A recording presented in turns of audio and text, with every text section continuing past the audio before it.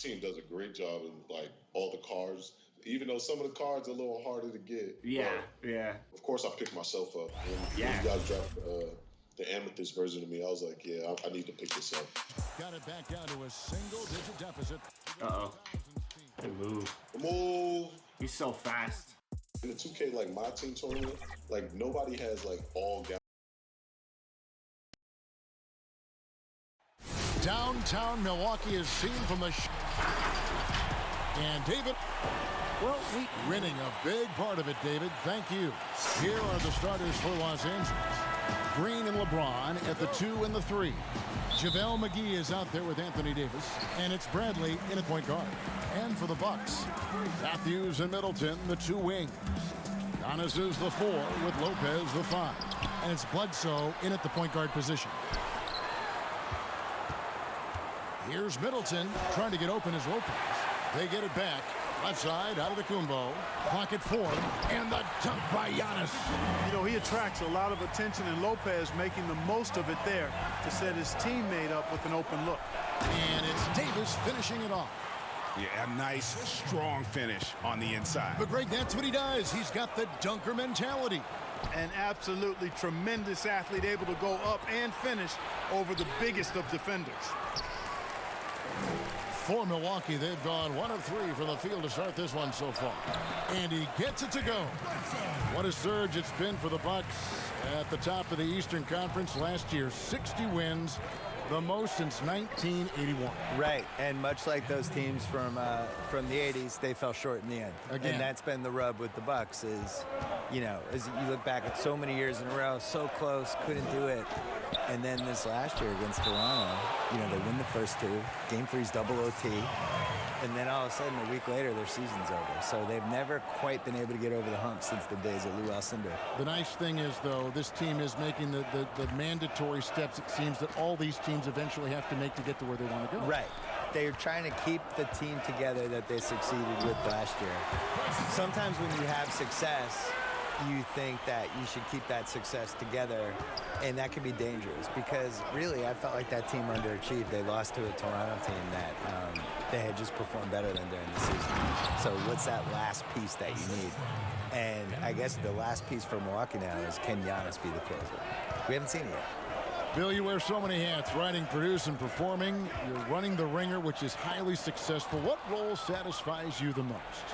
I would say working with young people and trying to help them get better. I think that's the coolest thing you can do, especially if you feel like you've done some good stuff and accomplished some things and realized some dreams. Like the next thing to do is just to, can you help other people get to where they should get? Well, a lot of this wasn't around when you and I were growing up. So No. what were your dreams?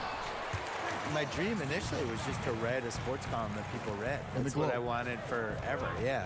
And then the most satisfying thing is just not knowing what's next, but taking chances and hoping things are going to be fun and work out. You have to have a good team around you, and you have to have like 6 or 7 awesome people that you completely trust who can help you do stuff, because it's impossible to do everything yourself, especially if you're trying to increase the scale of what you're doing. And I think that even works for an NBA organization. You know, it's not like one person running everything. I would say putting a good team around you is the most important thing. And Bill, we've seen more and more teams base their offenses around three-point shooters. Threes are at an all-time high. We know that. Should the NBA, that in mind, do anything to address this via any rule change? Which I don't know what that would mean, but it has been talked about. I don't like changing. I think it's going to manifest itself with it doesn't work in the playoffs as well. And teams are going to slowly realize like that you need to blend an inside-outside game at least a little bit. Well, you can't lose what the game is. No, it's bigs and smalls, it's inside, it's outside. And it's still passing and unselfishness. The Warriors take a lot of threes, but they're the most unselfish team we have, and they create a lot of layups, and they play, you know, they're really creative. And you just can't, that just can't be your thing is we shoot 53s, here's our offense.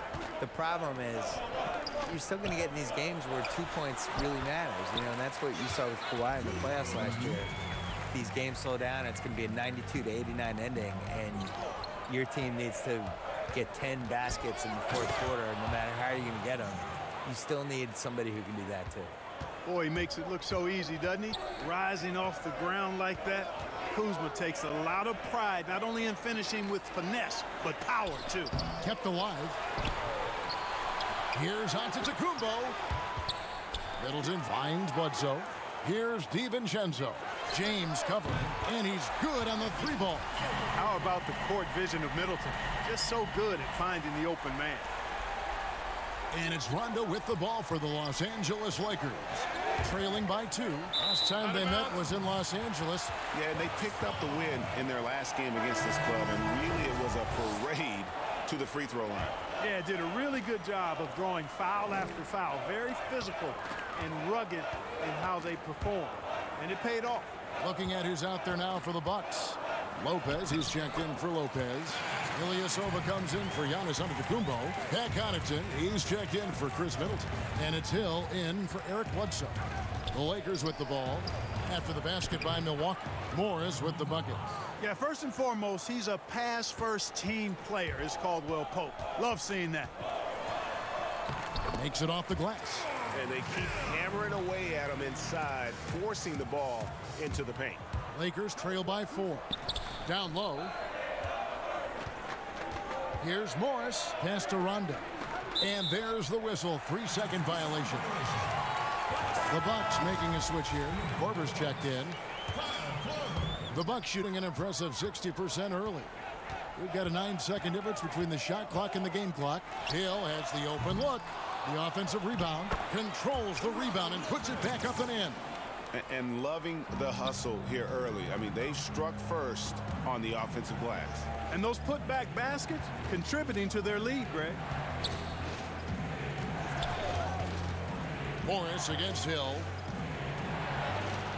It's hauled in by Ilyasova.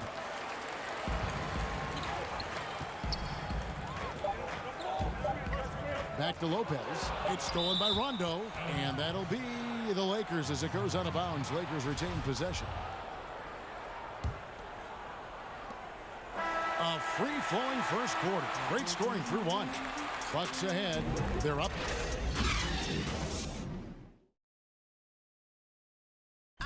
Already a superstar, Antetokounmpo talked about how much more he can improve. I'm just trying to focus on the court. I think he's already a top 5 player. With his skill set and physical tools, he can be an all-time great. He's shown the dedication. I think he's only going to get better. And thanks again for tuning in. If you're just joining us, we've played through 1 quarter of action so far. And let's get your take, guys, on the scoring breakdown for Milwaukee. Take note of the work they've done on the offensive glass. Guys, they've got a ton of putbacks. They've gotten their fair share of points off turnovers so far tonight, too. So the Lakers 5 right now. We've got Markieff Morris. Kyle Kuzma is out there with Caldwell Pope. That's Rajon Rondo. And it's Caruso in at the shooting guard position. 13 feet away. And there's Lopez. That's good on the assist by Hill. Lopez has got the lead up to 6 now for the Bucks. A legitimate threat to score from the mid-range. Lopez is skilled at cashing in from that area. Ilyasova against Caldwell Pope. 6 on the shot clock. It's stolen by Korver. And it's the Bucks on the break. Here's Connaughton. Shooting foul as the whistle blows. He'll shoot 2 free throws. Kyle Kuzma picks one up. For Milwaukee, they have shot 2 free throws, and they're 1 of 2 so far. And taking a look at their free throw statistics on the season, right around 74%. Guys, their free throw shooting has slipped a bit since last year, but not really to the point where they should be overly concerned about it. Milwaukee making a switch here. Williams is checked in. How about the leaping ability of Davis? Easily gets off the ground to throw it down. And he's a quick jumper and decision maker. Okay, well, let's go down to David Aldridge for a report from the sideline. Well, Kevin, Chris Middleton was a first-time All-Star in 2019. We all know that Middleton is one of the league's best shooters. But he had to adjust his game to a new system under Coach Mike Budenholzer. Middleton said, "I guess that's what being an all-star is, a team player and a complete player. Not playing for stats, playing for nothing else but to win." Kevin? First-time All-Star and well-deserved. David, thank you. They'll name a couple past superstars that didn't always get enough credit for being as dominant as they were. Moses Malone would be my #1 pick. Probably the best player in the league for 5 years. Dominant in '83, they won the title in Philly. Really gave Kareem a lot of problems and was just awesome and has now just been swept under the rug. Nobody even really remembers. So I would go him first. Ever. Never. Well, it was part of the problem. They taped delaying games back then, and we didn't have league pass. We didn't have a lot of that stuff. I think he was really underrated, and you kind of never know who's going to endure and who's not going to endure. He's like, oh my God. Here's what Milwaukee's going with right now. Antetokounmpo's checked in for Lopez. Chris Middleton comes in for Kyle Korver. And it's Eric Bledsoe in for Hill. Bledsoe for 3. No good that time. Good D by James.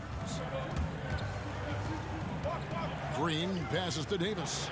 And the rejection by Giannis. And a great assist by Bledsoe as that one goes in. 6 points for Giannis. You know, Bledsoe has developed his passing skills to the point where you've got to respect that part of his game. He's doing a nice job finding his open guys. And no doubt they'd love to see him get a lot more of those opportunities. And that deficit will go away quickly if he does, Greg. Oh, my goodness! What a play! And when the Greek Freak takes flight, I mean, he's looking to tear that rim apart. So ferocious in his throwdowns. That's in, and the Milwaukee lead is cut down to just 6 points on the bucket from Anthony Davis. And he's clearly led the way offensively. The question is, can they ride him and get back into it? Giannis with it, and it's Howard picking him up. And the slam dunk by Antetokounmpo. Absolutely awesome to watch Antetokounmpo rise up for these throwdowns. I mean, it's really quite easy for him. And always as enlightening as you're going to find. Bill, thank you so much for your insights. Always appreciate you joining us. I hope you come back. I don't want to leave. Why do I have to go? Can I just stay here for the I'm rest reading of the this game? note, and the note says, No, I thank want to Bill. go. I'm not leaving. Hope he comes No, back. I'm staying. Okay. And Clark, you know what? Bill will always give you a great point of view. And you know what? I think he needs his own barbershop talk show, Kevin. I mean, he's done everything else in media. Go barbershop on him, Bill. Lopez, he's checked in for the Bucks. Dante DiVincenzo comes in for Wesley Matthews. Big group substitution here for the Lakers. JaVale McGee's checked in for Howard. Kyle Kuzma comes in for James. Kentavious Caldwell-Pope, he's checked in for Danny Green. Rajon Rondo is subbed in for Avery Bradley. Seems to have a knack for hitting guys in their spots. His vision, excellent. And Bledsoe has it in the corner. And a great assist by Antetokounmpo as that one goes in. Bledsoe's got 6 points. You know, really, Bledsoe has to keep hitting it from deep. When he does, I think that really opens up the floor for him and his team. On the trade for Anthony Davis, a risk for the Lakers, but they feel, Greg, that both sides will find an extension this offseason. There is mutual interest from both sides. Lakers made the trade confident Davis would resign. A bit of a leap of faith, but the Lakers did everything they could to secure Davis long term. Pat Connaughton, he's checked in for Milwaukee. Just 2 seconds between shot clock and game clock. Here's Caldwell-Pope. Here's McGee. Off to a good start as he hits his first shot attempt. Something that's kept this game close is the fact that the rebound stats for both teams are almost identical. The battle to a standstill on the boards has really been something to watch, and the game's not over yet. We'll see if one of these teams maintains more energy than the other going down the stretch. Kuzma passes to Rondo. It's stolen by Antetokounmpo. Doesn't go for him. And some good action through the first 2 quarters. Thanks for the great interview, David. And we'll be back for the 3rd quarter of basketball following. It's the 2K Sports Halftime Show. Hey, welcome back to 2K Sports. It's Milwaukee with the advantage at the half. They've got a 3-point lead. Kenny, what's your take? Well, their success was largely about second chance points. They crashed the offensive boards heavy in the first half. I love how they do. And that'll...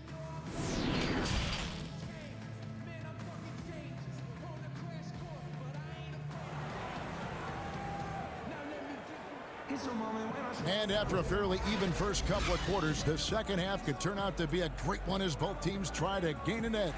You look at Anthony Davis in this game, he's been everywhere. The way he was able to finish on the block was incredible there in that first half. Yeah, you know what? I think he's doing exactly what he has to do. Using his body, shaking off contact, and then finishing at the rim. The backcourt comprised of Bledsoe and Matthews.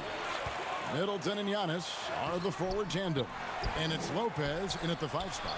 They're the group for Mike Budenholzer starting the second half. He gets it in there. What a special player Antetokounmpo is, sharing the sugar there. The vision he showed, nice job finding the open man. McGee inside. Lopez covering, and too much time in the lane. They get called for the 3-second violation. Milwaukee leading by 5. Antetokounmpo looking it over. McGee with the block.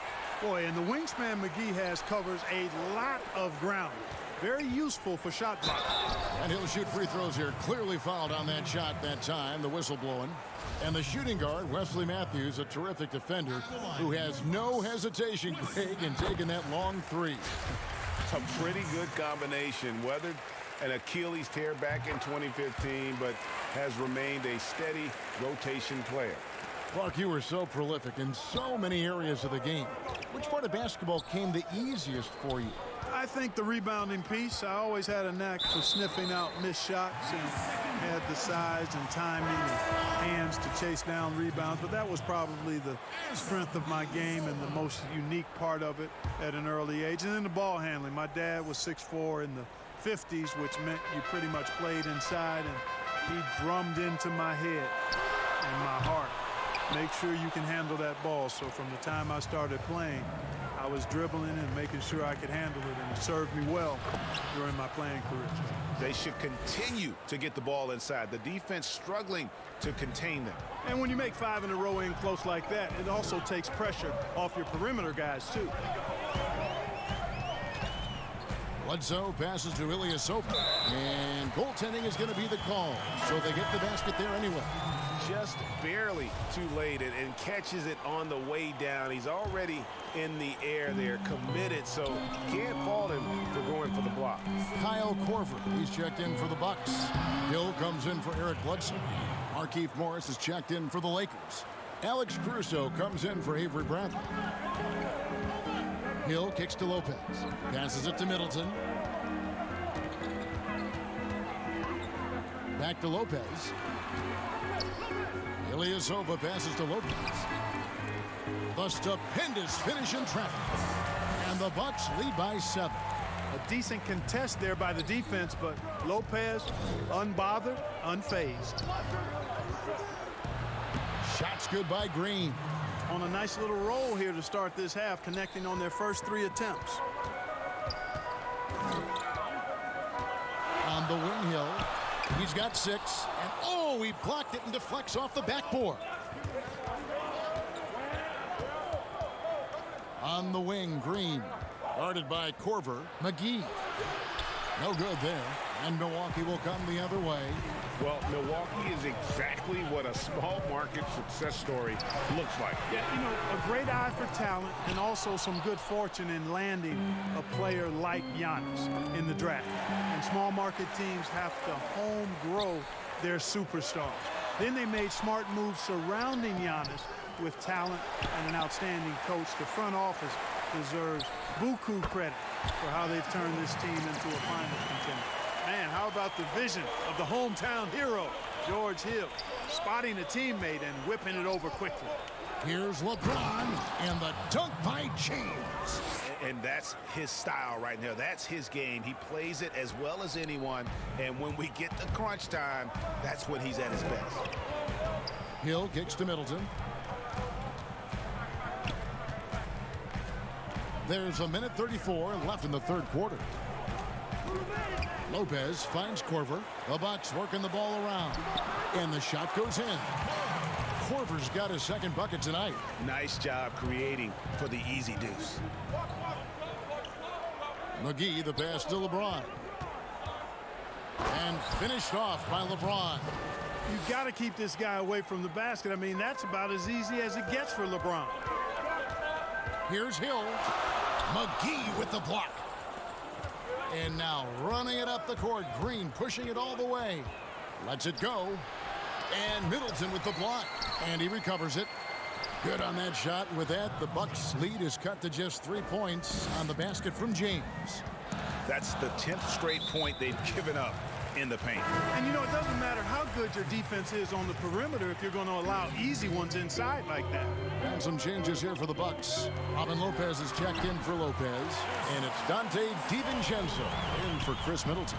The Lakers also making some changes. Howard comes in for JaVale McGee. And it's Caldwell Pope in for Green. The kick out to Hill. The dish to Korver. Good. The assist goes to Hill. Now it's a 7-point Bucks lead. And they've had assists now on their last 3 baskets. They get the rebound. Howard can't hit. That's a surprise. I mean, really out of character for him to miss when the defense is not right up on it. Here's Ilyasova. Great pass to set up the lay-in. Ilyasova's got 6 points. Really starting to come into play now is the mindset of Ilyasova inside, using every inch of his wingspan to get these shots up and in. And a great show through 3 quarters as we enter the 4th. Who will carry the day? The Bucks on top. They're up by 9. Now let's take a look at our assist of the game presented by State Farm. Just true artistry right there. I mean, great decision on where to go with the ball, and how about the perfect delivery? And they'd love to see every possession end this way. True team basketball. 4th quarter of action is upon us. Thanks as always for joining us. And on the court for the Lakers to start the 4th. Rondo and Caldwell Pope in the backcourt. Anthony Davis is out there with Howard. And it's Kuzma in at the 3. And it's Kuzma with the ball for Los Angeles. 9-point game. Caldwell Pope passes to Davis. And the whistle blows. It'll be on Pat Connaughton. That is his first foul of the game. Giannis Antetokounmpo is checked in for Robin Lopez. Here's Howard. And it's Howard finishing it off. Howard determined to punish the rim and scare off defenders when he gets inside. Watch out now. And Williams throws it down. The D just kind of stepping aside and letting him get to the rim. There's a reason, GA, the lead is what it is right now. You know, you look at it, the communication is lacking, as is the trust. They can ill afford those types of breakdowns. It won't work. You can't win with those kind of breakdowns. And foul on the shot. He'll shoot 2 at the free throw line. Well, you know, it's hard to overstate the impact that Giannis has on the floor with his play. I mean, he gives you so much at both ends of the floor, offense and defense, and really draws a lot of attention from the opposing team. Eric Bledsoe is checked in for Matthews. Howard, the pass to Davis. That's good. And so Howard with the assist. And that's now 20 points for Anthony Davis. And, you know, got to admire the patience inside from Davis. Outstanding at staying under control, taking his time, and burying the quality shot. Here's Williams, laid in with a nice touch off the glass. And the Bucks lead by 9. The efficiency of Giannis. Clark, that's just the icing on the cake. Yeah, I agree with you guys. For years, people were asking, how scary is Giannis going to be? Well, we've got our answer pretty much in the form of he's a nightmare. Lopez, he's checked in for Milwaukee. Bradley's checked in for the Lakers. We've gone about a minute and a half into the 4th quarter. Howard finds Davis, knocks it loose. Giannis with it, now guarded by Bradley. Right wing. Bledsoe against Rondo. Shots good by Bledsoe. Bledsoe's got the lead up to 11 now for Milwaukee. And a closer look here at the hustle stats for Milwaukee. The activity level defensively, I've really been impressed with. There's been an attack mode on the defensive end. Something that's also benefited them tonight are the turnovers they've forced and the points that have come along with those forced turnovers. He's just stretching him out. The defense has got to do a better job of staying attached to him. Yeah, especially with the score being what it is. I mean, you got to tighten it up on D. The Bucks working the ball around. Count it. 14 points for Giannis. Clark, I'm going to get a little detailed here, but in terms of footwork in the post, who really impresses you? Well, there are a number of guys, Kevin. I mean, you think about it. Kevin Durant is a lethal scorer and does a lot of his work off the dribble and in transition on pull-up threes. But when he is a post-up threat, and he does get posted sometimes, his footwork is superb. Absolutely superb. Joel Embiid comes to mind. Big fella with feet of a ballerina. Jokic does a great job with his feet, not nearly as athletic as Embiid or Durant. And then I would put Kawhi Leonard outside of a big guy. I mean, he's not a big guy in terms of position, but boy, he is very efficient down in the low post when he gets it there. Good name. Kuzma passes to Rondo. Here's Howard. And they call the foul, so a chance at the line for one more coming up. Sensational at hitting the glass. Howard has fantastic timing when he goes after those rebounds. And the Bucks making a change here. Middleton's checked in. And then for Los Angeles, James checked in for Kyle Kuzma. And it's Green in for Rajon Rondo. And again, the Bucks miss. Lakers trail by 11. Here's James, and that'll be 2 free throws coming up. Officials on the call with the foul. Boy, LeBron's taking a lot of punishment over the years. For him, just part of the game. And the Lakers making a change here.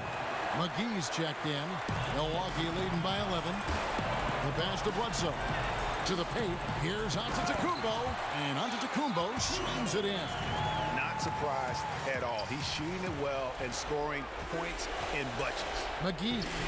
Rebound, Milwaukee. Antetokounmpo's got rebound number 12 here already in the game. Inside. That's in for his 8th bucket tonight. A hot 8 for 11 shooting so far. And guys, what we saw here tonight is one side having everything going for them. Huge margin of victory for the Bucks. I think the attitude was very impressive. Definitely a competitive game, and they fought through it each step of the way. Absolutely. They put on a tremendous performance in terms of the effort and intensity. This was a well-deserved win. And in the win-loss column, tonight's game will push their record up to 54 wins on the year. And you could tell they were ready for this one today, guys. There was something extra on the line, and they wanted it. Greg, I know exactly what you're referring to. I mean, with this victory, they'll get the edge in the season series by taking 2 of their 3 meetings. And you know, when you look at the huge impact he had, just a monster game for Giannis. Boy, I liked how he mixed it up on the glass. Wasn't afraid to get in there and do the dirty work. Showed some real grit and toughness tonight.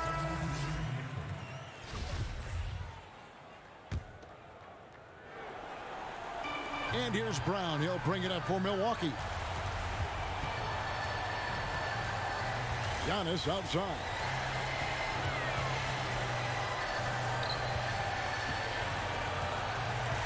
Brown outside.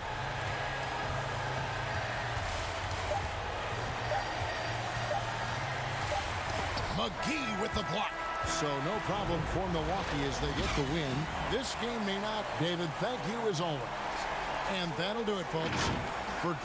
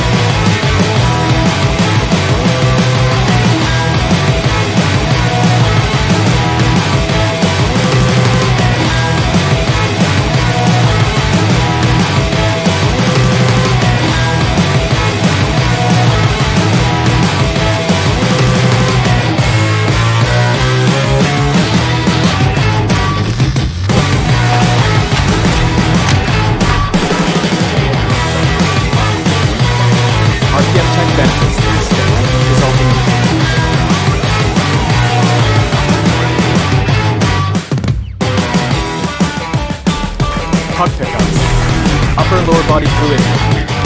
And goaltender.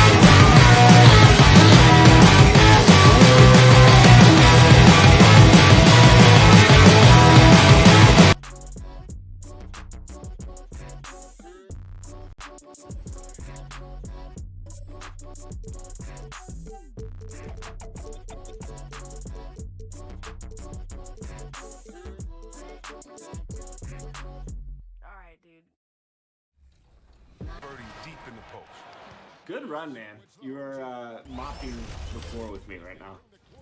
I'm pretty good at 2K. I see it. I see it. This year, there was I think in the Spotlight Sim, there's like a Cam Reddish you could get. It was like a 95 Cam Reddish. He lit me up with this Cam Reddish. Like, you think 2K is going to do another 2K tournament? The last two My Team tournaments have been super competitive, and a lot of people, you know, were competing. So I definitely.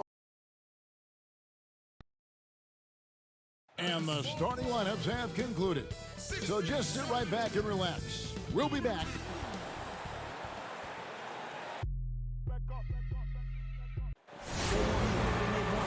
It is indeed, DA. Thank you. And a moment now to look at the year-to-year scoring output and how it has been trending for Lopez. And maybe it's shocking, and maybe not too shocking, but the scoring trend over the last few years has been going down a bit. I'm sure it's something he's well aware of, and we'll see if that continues to be the case. Here are the starters for Milwaukee. Middleton and Giannis are the forward tandem. The backcourt comprised of Bledsoe and Matthews. And it's Lopez in at the center position. And for Los Angeles, Kawhi Leonard is out there with Morris. Then it's Paul George. Then it's Ivica Zubac. And it's Beverly in at the point. And there's the call on Patrick Beverly. That is his first foul of the game.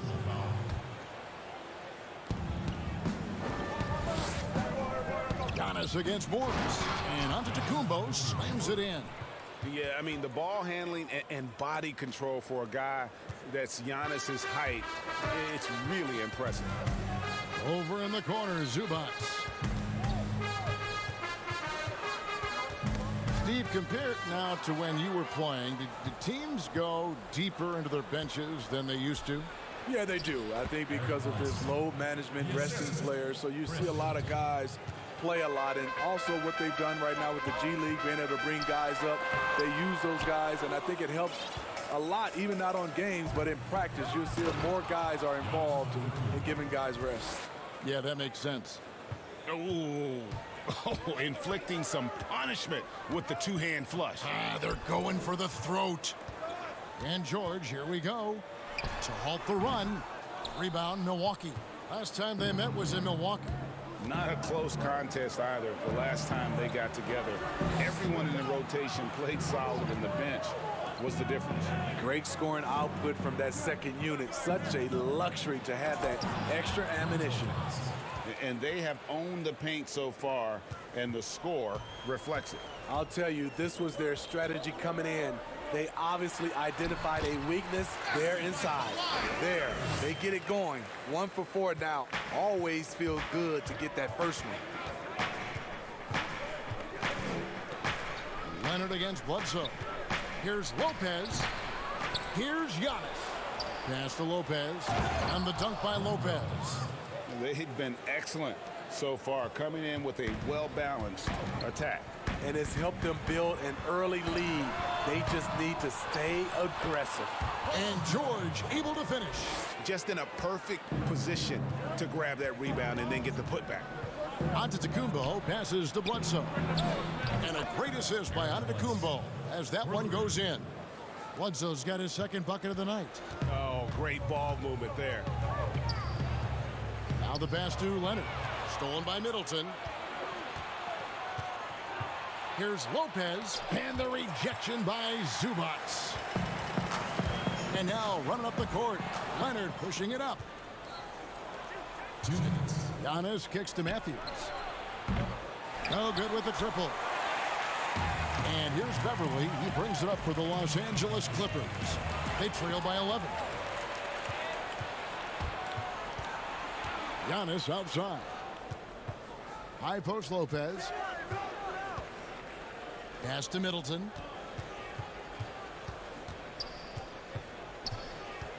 To the wing right side. 6 to shoot. Here's Bledsoe. And good. And it takes a nice bounce off the right iron and down. Bledsoe's got his third basket of the night. Beverly against Bledsoe. It's good. He makes his first shot of the game. I like seeing Patrick Beverly attack the interior. Sometimes he becomes too perimeter oriented. A superstar summer, Greg, for the Los Angeles Clippers in Kawhi Leonard and in Paul George.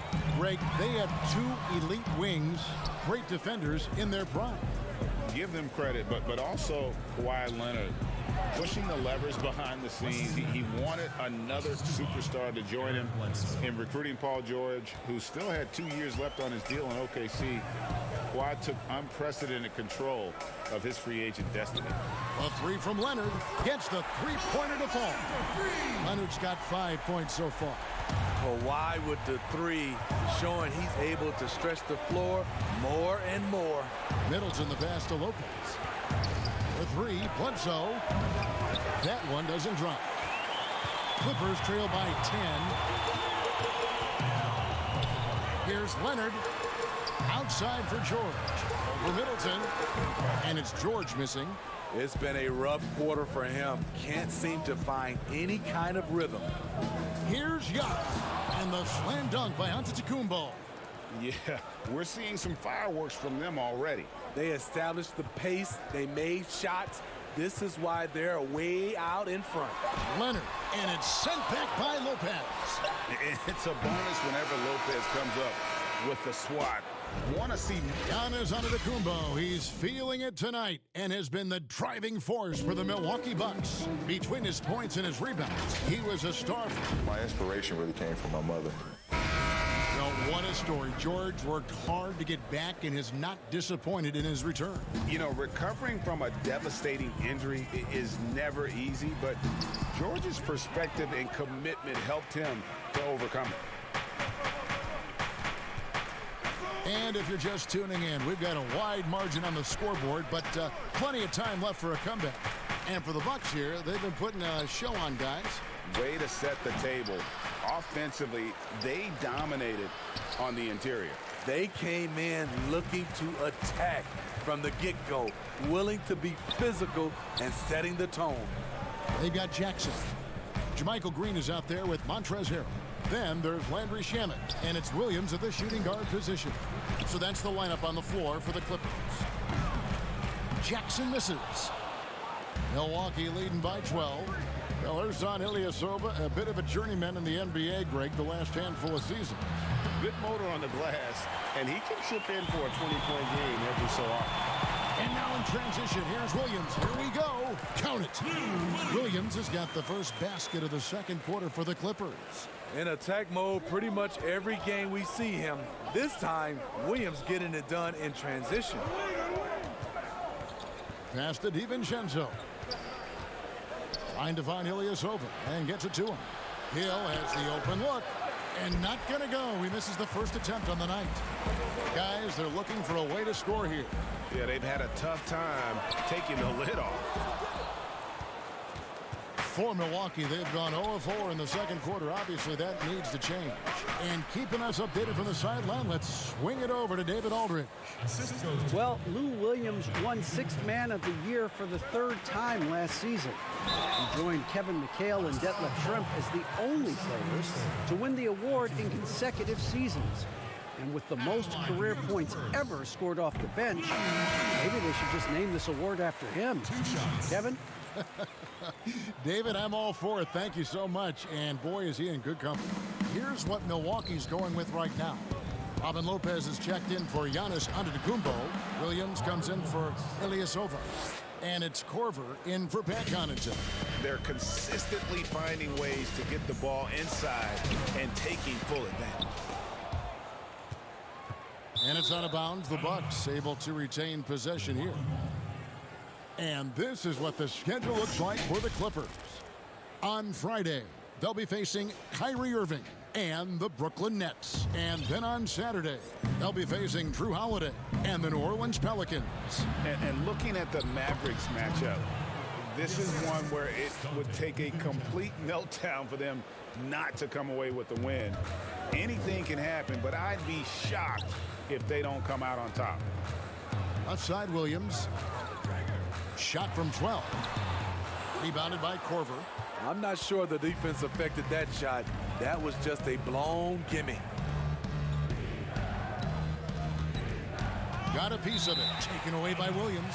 And out of bounds as the Bucks gain possession.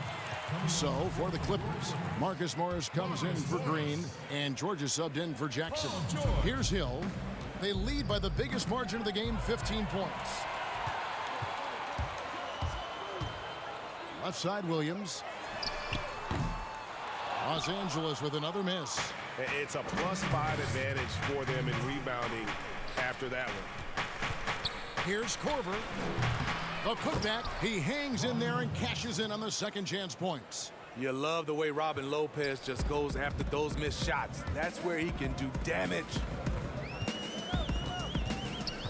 Free throw line jump shot. Keeps it alive. And the rebound goes to Lopez. It's stolen by Morris. Outside for George. The three-pointer no good. And he didn't punish them for the weak coverage there, but they can count on him to continue missing. Williams, that's good. I mean, the number of points they've scored in the paint already here is eye-opening. Shamet finds Williams. And too long on the shot. Wow, that's one you just kind of assume is going in. Tough luck. Here's Korver. And it's the Clippers with the rebound. Missed opportunity, wide open from mid-range. He would love to get that one back. And watching that defensive effort right there, you wonder how much they want this game. They are getting buried tonight with plays like that one, allowing too much space for a good shooter. That's going to be over and back. Not watching for the line that time. And let's run down for you the top 3-point shooting point guards in the league this season. Number 1, George Hill. He is so exceptional from long range that it forces the defense out and really opens things up for him, which makes it easier for him to set up his teammates. Exactly. He creates so much space at the offensive end because of his ability from deep. It's a quality that you have to have as a point guard. DiVincenzo can't hit it. How is it possible? Wide open, too. To end the cold streak, and the layup by George. George has got his second basket of the night.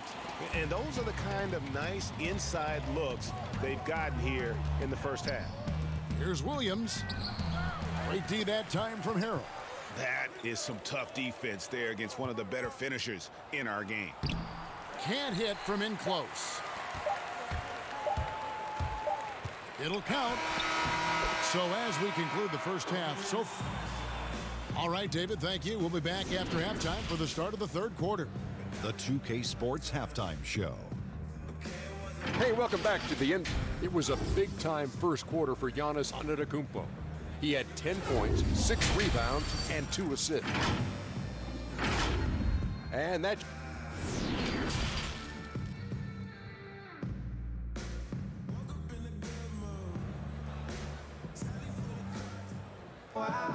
Well, we've got a second half of basketball for you. We think it's going to be pretty good. A big comeback, though, is needed for this game to be competitive, and it probably has to happen quickly.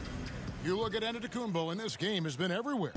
And he was an absolute monster on the offensive glass in that first half. I don't know how you slow him down. Basketball 101. You've got to put a body on him. Unfortunately, that's a fundamental that's gone by the wayside. All fueled up and ready to go. Let's reset the lineups courtesy of Gatorade for the second half of basketball. And Milwaukee looking at who they've got. Matthews and Middleton, the 2 wings. Giannis is the 4 with Lopez the 5. And it's Bledsoe in at the point guard position. And it's Antetokounmpo with the ball. He'll bring it up for the Bucks. Their biggest lead of the game was 21. Lopez kicks to Bledsoe. Nailed from three-point land. Bledsoe's got 10 points in the game. Steve, let me ask you what's better for a young player's development. Being on a worse team getting more minutes or being on a good team and getting fewer minutes? You know, I think always getting a chance, Kevin, to play minutes is best for a younger guy. But if it's hurting the team, you don't want to see the coaching staff playing these younger guys just to get the one guy ready. I think you still have to think about the team. You have to have guys earn minutes, whether they're a rookie, whether they're a veteran or not, and I think that's better for young teams. A different look for the Clippers. Jermichael Green, he's checked in for Morris. And it's Jackson in for George. Beverly dishes to Jackson. Pass to Zubac. It's a nice passing here by Los Angeles. Green, no luck. And they've got a big lead, not just on the scoreboard, but really in the rebounding numbers as well. The shot's good. And 12 points for Eric Bledsoe. The assist totals, Kevin, just continue to grow. They're way ahead in that category. Ball movement has been flawless. Lets it go from the wing. Doesn't go that time. So the Clippers will take it the other way. Jackson in the corner. Launches a 3. Rebounded by the Bucks. Antetokounmpo's got 7 rebounds in the game. The shot by Bledsoe. Nobody around. Bledsoe with another miss. Here's Beverly. 2 free throws coming up, and they call the shooting foul. That's on Brook Lopez. Boy, you talk about someone who's an absolute piranha on defense, and that is Patrick Beverly. Gives you no room to get comfortable and is a thorn in his assignment side. Harrell, he's checked in for Zubac. And then for Milwaukee, Ilyasova comes in for Antetokounmpo. And it's Pat Connaughton in for Wesley Matthews. A really good second-round pick out of Arkansas. Beverly fits perfectly in that 3-and-D role. Ilyasova hits the bucket. And Smitty with Beverly and his defense, it's not like he turns it on or off. Nope, he's always going full speed on defense. It's been his calling card as a player for years now, and it's what he's made his name on in the NBA. Los Angeles with another miss. Milwaukee leading by 21. From outside the arc. No good from Connaughton. For Los Angeles, they've gone 2 of 6 from the field here in the third. And there's Jackson on the assist by Harrell. Jackson's got his first bucket of the night. Able to switch gears at a moment's notice. Jackson beating his man off the dribble. Here's Connaughton, defended by Beverly, and there's the call on Patrick Beverly. That's foul number 2 for him. Landry Shamet's checked in for the Clippers. Williams comes in for Patrick Beverly. The Bucks also changing it up. Lopez, he's checked in for Lopez. Korver comes in for Chris Middleton. And it's Dante DiVincenzo in for Eric Bledsoe. That's their 3rd straight make off an assist. And we've got an update here, so let's check in with David Aldridge reporting from the sideline. Well, Kevin, last season the G League tested out an expansion of the clear path rule. And now that expansion is making its way to the NBA. It should discourage those intentional fouls that slow up teams on the fast break. Fans wanted it, and analysts clamored for it. That will allow the amazing athletes in this league more opportunities to show what they can do with the fast break. You're right, David. A welcome change. Thank you. Lopez finds Ilyasova, and it's good. 2 points. Ilyasova's got 4 this quarter. Yeah, the chemistry has been terrific. Really impressed with their offensive execution. Here's Leonard. And the call on the shot that sends him to the line. Many thought the Raptors or Lakers would land Kawhi, but in the end, he came to the Clippers to write his own legacy.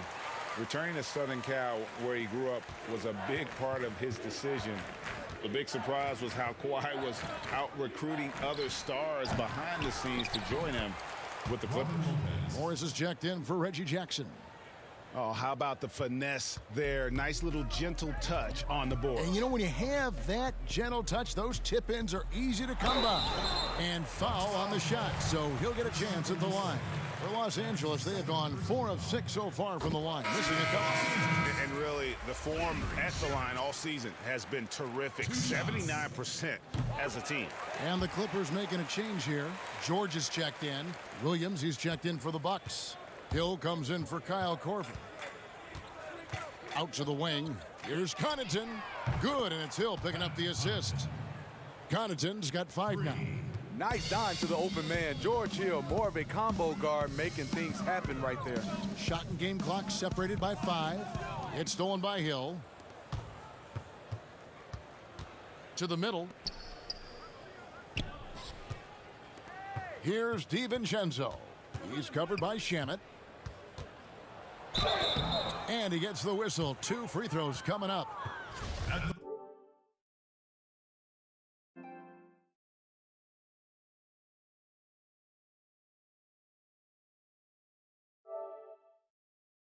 That one on George.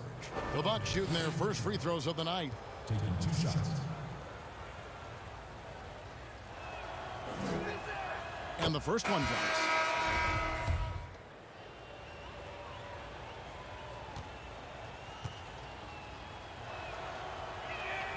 And that's good as he hits both of his shots.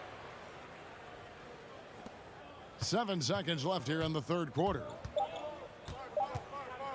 From deep. And the last second attempt doesn't fall.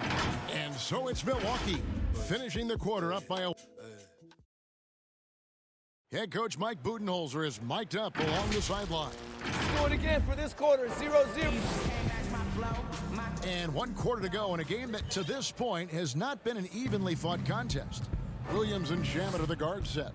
Marcus Morris is out there with Paul George. And Harrell's in at the 5. So that's the lineup on the floor for the Clippers. Here's Williams. He's on target from 8 feet out. Pretty much all of their buckets coming from inside the paint now. In the corner, George with it. With the NBA looking to improve officiating, Smitty, they'd like to revise the rule book to more closely match the way the game is played. What do you think of that? Yeah, I mean, Kevin, we have to evolve. I think now the game has evolved to more three-point shots, so you got to look at also defense, hand checking, and now we're talking a lot about, you know, room for guys to land, whether it's a foul or not. So I think it will evolve, and it should be because the game is evolving.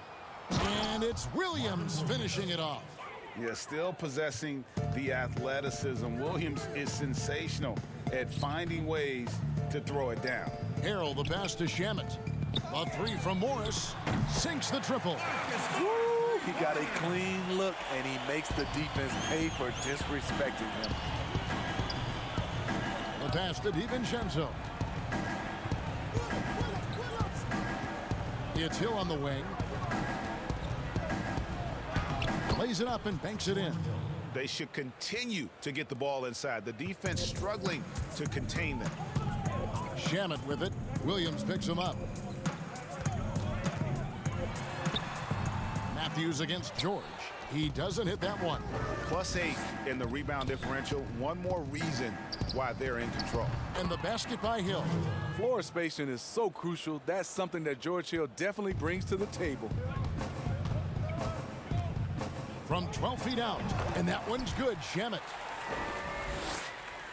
For Milwaukee, they've gone an outstanding 4 of 5 from the field in the fourth quarter so far.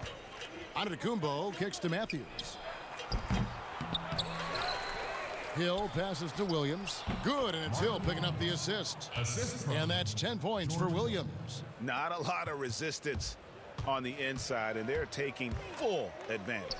Williams, the three from George. Antetokounmpo grabs the miss. Giannis has got his 8th rebound here tonight. Williams passes to DiVincenzo. From downtown, and the three ball is good. And they have been relentless from deep. And you see the defense trying to react, but to no avail. You know what? They talked about this at halftime, and they're doing a better job of creating space. Williams passes to Hill. The Bucks working the ball around. And Giannis throws it down. And guys, he's not an easy man to stop when he's got the rim in his sights. Never has been, never will be. He is a determined finisher. Here's Shamet. And the layup's good off the glass. Shamet's got 4 points now in the quarter. Nice touch there near the hoop. A minute 50 left to play here in the fourth. Hill looking around. Off target with the open look. And I was sure that was money on that one, but everyone is afforded an easy miss or two. Yes, let's look on the bright side. You got a great look. It's a play that you might want to go back to again. Fourth quarter of play, and over 3.5 minutes have gone by. They get a hand on it. Giannis passes to DiVincenzo to the inside, and Giannis throws it down. And so it's going to end up in the record books as a blowout, a dominating performance for the Bucks. This was a team performing to its fullest capability. A hugely satisfying win, a game that not many will soon forget, and on the other side, one that I think most will try to forget. And in the win-loss column, tonight's game will push their record up to 54 wins on the year.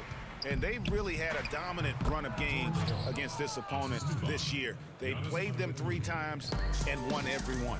The one player that really stands out, of course, in this one, it was a dazzling game for Giannis. High-level shot making, what we got a chance to witness. He responded to good defense with better offense time and time again. Well, for so much of what Paul George brings to the table, you have to start with his defensive impact. He is one of the top defenders in the league at his position, if not the best. The Bucks making a switch here. Robin Lopez is checked in for Giannis Antetokounmpo. Ilyasova comes in for Marvin Williams. Brown is checked in for Wesley Matthews. And it's Pat Connaughton in for Dante DiVincenzo. 2-second difference between shot clock and game clock. George with the bucket. And guys, when George gets cooking, you are in for a long night. He's just fantastic at finding different ways to score. Brown outside. It's back to Hill. High post Lopez. And so it's the Bucks taking care of business in this one. Thank you, David. Great interview once again. Well, folks, that's going to do it for now.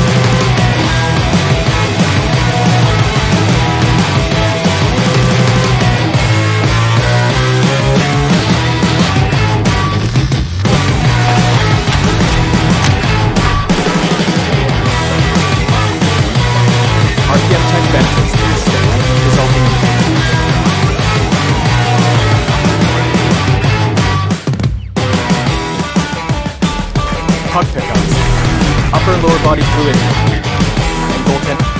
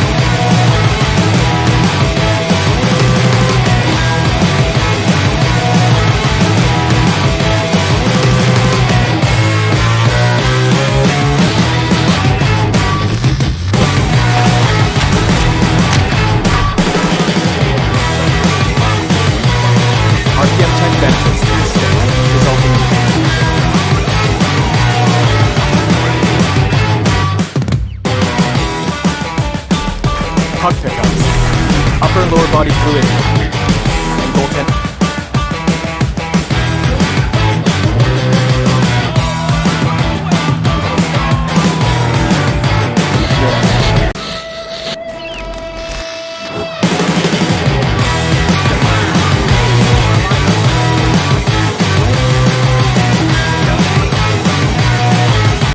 Just do it, swoosh, just do it, swoosh, just do it, swoosh, just do it, swoosh, just do it, swoosh, just do it, swoosh, just do it, swoosh.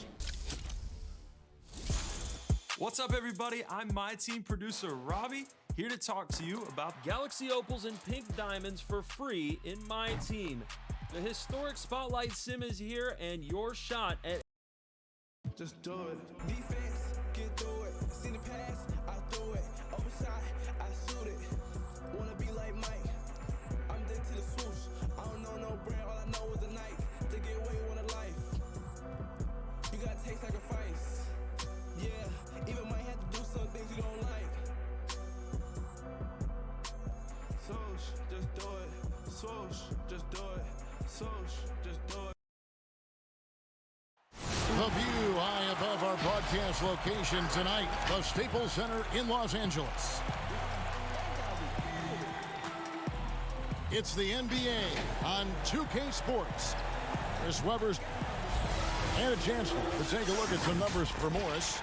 And guys, it hasn't been pretty for him in the past 5 games. He's having one of those scoring slumps that all players go through at some point in the season. But I know he hadn't lost his confidence, and I expect this young man to get after it here tonight. Here's the starting group for Houston. Westbrook and Harden, the dynamite pair. They're the backcourt. Robert Covington out there with Chandler, and it's House in at the 3 slot. And for Los Angeles, Patrick Beverly out there with Paul George. Then it's Marcus Morris. Then there's Kawhi Leonard. And it's Zubac in at the pivot spot, manning the middle.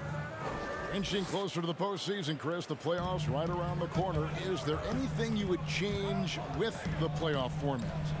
You know, I thought about this a lot, and because it's cyclical, meaning who's going to be number 1 and number 8 in your conference, that makes me not want to change anything. One idea, however, that I've always entertained is top 1 through 16. So it doesn't, let's take conferences out of it, let's take divisions out of it and just rank them by records 1 through 16. I think that would have a pretty good impact on who's in and who's out, but I think it would also mess with travel and a whole logistical and a whole bunch of logistics in that way and mess it up. But I really like how we have it, man. 1 through 8 on both sides, and may the best team win. How about reseeding? But we could reseed, and that just opens up so many. You know what? I'm a guy, I got to get used to changing. Maybe if I hear some more ideas, I'm with it. But right now, I like it the way we got it. I hear you. I hear you. And really, despite that miss, they've had a solid start offensively. Leonard attacking, and Kawhi Leonard with the slam. And he moves so well. When Leonard drives the lane, it's pretty much a guaranteed bucket. Terrific body control, and he plays with the ultimate force. Now, here is George, following the miss by Russell Westbrook.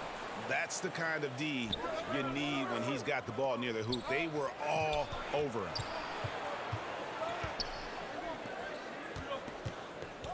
Kicks it out to Harden. Over George. Not going to go that time, and it's the Clippers taking it the other way. They won their last game against the Rockets in Houston. And the last time these two met, they were able to get a big win because of that bench production. Second unit might be a factor in this one as well. And that's just something to keep an eye on. I mean, when their reserves are operating at a high level, so tough to beat. Beverly, whistle blows, bucket is good, and he'll have a chance at the line to make it a 3-point play. Well, if it ain't broke, don't fix it. They keep getting it in the paint and continue to score consistently. Catching up on the changes for the Clippers. Harrell comes in for Ivica Zubac. Lou Williams is subbed in for George. And a switch here also for Houston. Gordon's checked in for Danuel House.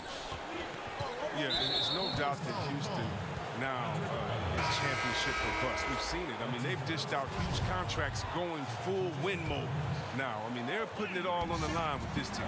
Landry Shamet's checked in for the Clippers.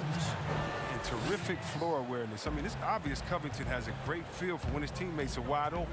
To the paint, here's Leonard, and Chandler sends it back, and he gets it back. And the ball's tied up, so we'll have a jump ball. You two players.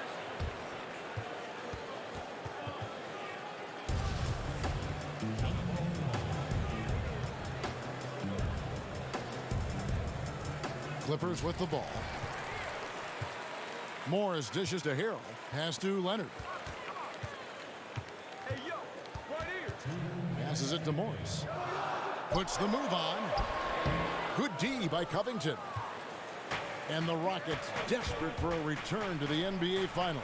Oh, the team has had their chances. They just need to make the most of them. I mean, front office, they're doing what they can help to make the most of Harden's prime. I mean, you have to admire their willingness to go for it now. Shot's good by Williams. They should continue to get the ball inside. The defense struggling to contain them. 1:27 left to play in the first. Here's Westbrook. Covington trying to break free. Great positioning on the putback. You know, we talk about it all the time, guys. Those second chance buckets, always the result of that extra effort. And Williams, here we go, lays it up off the glass. Williams has got his second bucket of the night. They are just killing them on the interior. Here's Westbrook. Here's Chandler. And the rejection by Harrell. Pass to Westbrook. Houston needs to get a shot off. Clock is at 3. And another shot. Another miss. Boy, they had their chance there, but couldn't get it to go. It's time for him to start looking for other options. They can't let him keep shooting. His touch is gone. Yeah, that was the third straight high percentage look the defense has allowed. The defenders have got to start putting bodies on bodies. And yes, it's good. Like how confident Westbrook is close to the rim. Gets high off the ground and releases his shot quickly. Leonard inside. He's against Gordon. He gets that one. 8 points for Leonard. They've wasted no time settling into their offense. And here's Harden for 3. Rebound, KAWAI Leonard. Here's Shamet. And no good, his first shot of the night, missing. KAWAI Leonard has been on display for Los Angeles. He notched 8 points in the quarter and has that terrific basketball instinct on display. And we'll be right back after this. And if you're just joining us, we've played through 1 quarter in this one. And taking a look at Los Angeles' performance here, what have they been doing or not doing? Well, in that first quarter, they were intent on just pounding the ball down low. Old school approach. I mean, if you have a favorable matchup inside, just keep pounding it in there. This is how the floor looks for the Rockets starting the second. Gordon out there with Damari Carroll. Then it's Rivers. Then it's Ben McLemore. And it's Tucker in at the 5. And the Clippers making a switch here. George is checked in.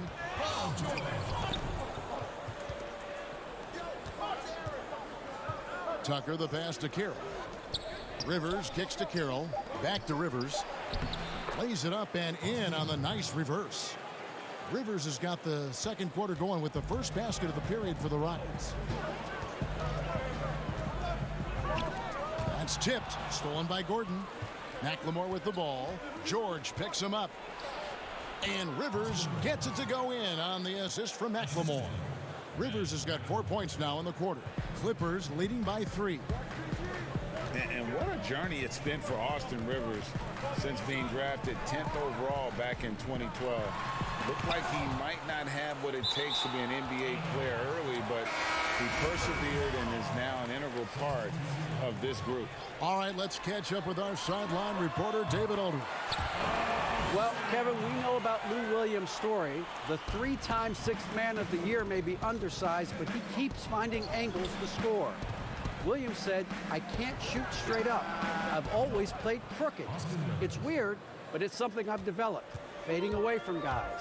I have bigger defenders on me, and it's just about creating space. Kevin, even well into his 30s, Lou Will still does it as well as anybody. I would totally agree, David. He is always deadly. Thank you. Here's Carroll, and 2 free throws coming up, unable to get that one to go. And here we go with the coach's challenge. Not surprised in a competitive game like this. And he's disputing the personal foul call. And this is the time now where the officials can review in closer detail what constituted the original personal foul. Getting a different angle can sometimes make it a lot easier to determine. Greg, indeed, and the one thing with replay review is that when you see the slow motion replays, you really get a new appreciation for just the immense speed at which these players are moving and how fast the action really is and how hard it can be sometimes, you know, Greg, to make the right call. And the announcement on the review is that the foul was called in error. So they have determined, Greg, to overrule the original call. And guys, this is what it's all about, getting the call right. And I think in this case, the video review showed that while it was a tough call to make on the floor, they got it right with the review. Here's McLemore after the basket by Los Angeles. And Tucker kicks to McLemore. Shot clock at 6. Carroll passes to McLemore. Trains it from beyond the arc. McLemore's got his first bucket of the game, and he's on the board for 3. The league has cracked down, C-Webb, on flagrants. Players leaving the bench. Do you think we need to be as strict about it as we've been? Oh, I love the attention to detail the league has given on flagrants. So you don't want the flagrants of the past. My friend Kevin McHale, he says Rambis just ran into his elbow. That wasn't even a flagrant foul on that play, if anybody remembers that old play that I'm talking about back in the Celtics-Laker days. But how about today? My thing, Kevin, is just don't call it ticky-tack a flagrant. I think we all know what a flagrant is. Let's keep the new flagrants as flagrants and no flopping. If you flop, no flagrants. Games are too important. You don't want that flagrant 1, flagrant 2, a shot and the ball. It can change the momentum of the game. I think the league and the refs are doing a great job. Let's just not let those ones that aren't flagrant sneak in there because of flopping. And Chris, what about players leaving the bench when there's something going on?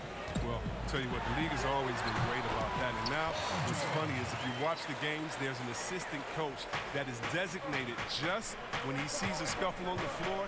His only job is to run to the end of the bench and stand at the line with his arms out so no player can cross him. So not only is the league taking steps, not only are players mindful of it, but now you have an assistant coach that's only job is to stand up there and to be an obstacle so that no players can step that foot across the line. It changes series. It causes big fights. It puts fans in harm's way. We just don't need it. Chalk up 2 there, and it's a 5-point Clipper lead. And they're beginning to just flat out fall apart defensively right now, especially on the interior. And here's Rivers. 11 points for him in that last game against the Lakers in Los Angeles. Inside. And some nice passing there by Houston. Shoots the 3. Another miss by Houston. Clippers leading by 5. Jackson kicks to Beverly. Outside for George. It's rebounded by Houston. They couldn't put the pieces together, losing the last matchup with the Lakers. Outside, House. It's hauled in by Los Angeles. Zubac has got his 5th rebound right now in the game. And George, here we go. There's the pass to Zubac. Outside, Green. The 3 connects from 3-point range. Green's got the lead up to 8 now for the Clippers. Here's Rivers. And so we wrap up the first half. Thanks, David. And we'll be back shortly following halftime to get the 3rd quarter underway. And now, the 2K Sports Halftime Show. Hey, welcome back. The Clippers have the edge here at halftime. They have an 8-point lead. Shaq, what was your takeaway on the Clippers? Well, and that's going to...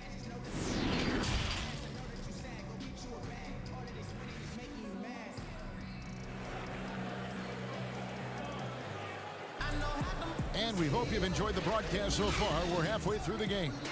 You look at Patrick Beverly. He's been playing really well. No problems fighting his way to the rim in this one. A lot of points in close.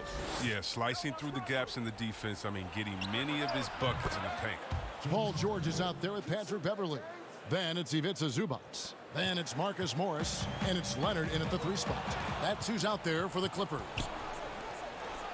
And sometimes I feel like people don't truly appreciate the greatness of what James Harden does. He's one of the toughest guys to check on the fast break. He has one of the best Euro steps in the game, the best footwork in the game. He'll hit you in the head for deep. You can't check him without fouling him. The precision of his movements, the ease in which he scores. Come on, man. Just the kind of play they need in a game this close. You know, that's the kind of aggression they want from their floor leader. Yeah, Kevin, this is why they go to him. When the game is tight, he ups his intensity level. And here comes Leonard leading the fast break. And contact on the... And, yep, we thought we might see it. And the coach's challenge has been triggered on the personal foul call. And this is the time now where the officials can review in closer detail what constituted the original personal foul. Getting a different angle can sometimes make it a lot easier to determine. Greg, indeed, and the one thing with replay review is that when you see the slow motion replays, you really get a new appreciation for just the immense speed at which these players are moving and how fast the action really is and how hard it can be sometimes, you know, Greg, to make the right call. And so the word is in. They've decided that the call stands as it was made on the floor. And, you know, even if a coach still feels this wasn't the right call, you got to acknowledge the effort being put in to reviewing it. Double checking, and the game continues on. Here's Williams. That's good, and it's Leonard with the assist. And it's 8 points for Williams. Gordon the pass to Westbrook. That shot off the mark. Great D that time from Leonard. And the shots just continue to say no in terms of falling. Harrell against Gordon. Right side Leonard. Shot clock at 5. Feeds to Williams. That shot no good. And it's Houston the other way. Here's Gordon. Harden right side. Great D that time from Harrell. And the activity he shows around the rim is why he is such a respected defender. Yeah, you can see why he's established that reputation. Strong understanding of how to defend at the rim. That's their 3rd straight make off an assist. Clippers leading by 3. And Beverley kicks to Leonard. Westbrook with the steal. Beverley against Harden. And that'll be 2 free throws coming up. Officials on the call with the foul. Hey, Chris, with Dirk retiring, who now has the best fadeaway, you think, in the game from the post position? It's a man that stole his move. Now, he didn't need to steal it. He just added on to his game. He's a great person. He's not a thief, but he uses that one-leg kick fadeaway, and he's the same height as Dirk. Well, that's Kevin Durant, the best fadeaway in the game, period. Towns is developing a nice one, too. Oh, you know what? I love Towns' games inside, and what makes Towns so good is that he can fade away over the right shoulder. And you know why that makes it so tough? Because he can come over the left shoulder with a jump hook. Most guys with the best fadeaways, they have a counter that already gets you hung in on that counter, and then when you're thinking about that original move, bam, they hit you with the fadeaway. There's Shamet, and that one, good. They didn't have much of a problem getting the ball into the post that time. Jackson, he's checked in for the Clippers. The Rockets also changing it up. Damari Carroll's checked in for Chandler. And McLemore's subbed in for Russell Westbrook. There's McLemore, and McLemore slams it in. Oh, you have to admire the intensity of McLemore sprinting towards the hoop and jamming it home with some real force. Outside Williams.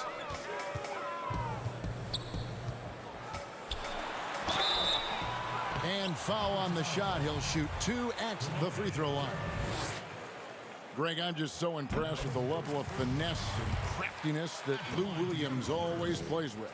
And Kevin, you don't stay a perennial 6th man of the year candidate at Williams' age without having more than a few tricks up your sleeve. He's so good in tight spaces and can find a way to get a shot up where others just have to kick it out. I mean, come on, man. Harden is ridiculously clever, including how he decides to posterize you. A superb athlete. In the corner, Harrell with it. Harden against Williams. Kicks it to Harrell. 5 on the clock. Here's Jackson. And the shot is long.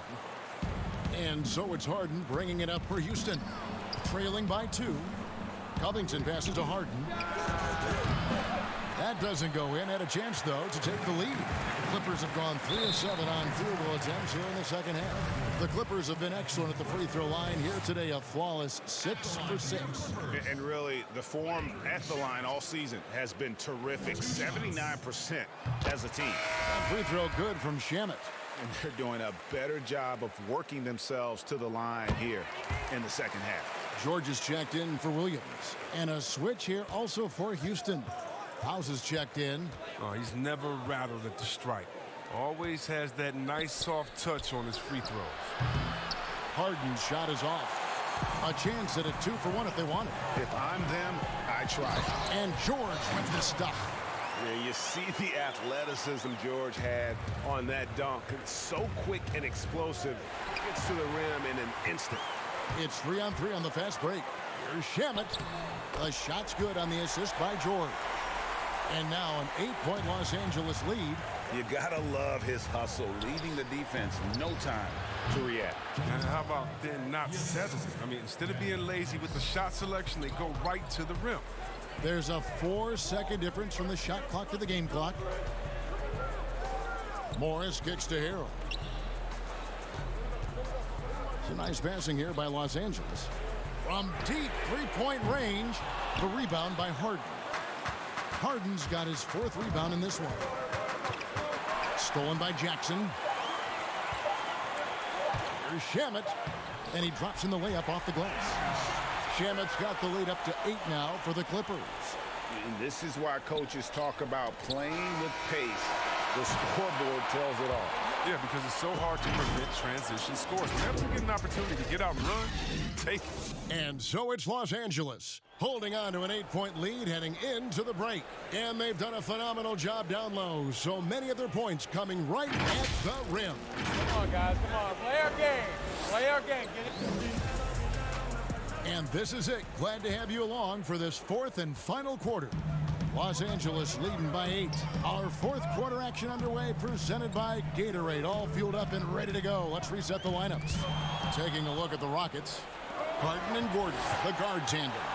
Then it's McLemore. Then it's Robert Covington. And it's House in at the 4 spot. It's easy to see how Harden's been the league's top assist man before. I mean, he makes the special feeds. Covington with the steal. Fast break, here they come. Goes up, rips down the breakaway slam. And such a huge play, guys. I mean, that's a 4-point swing, possibly. Tremendous steal and conversion right there. Los Angeles calls timeout.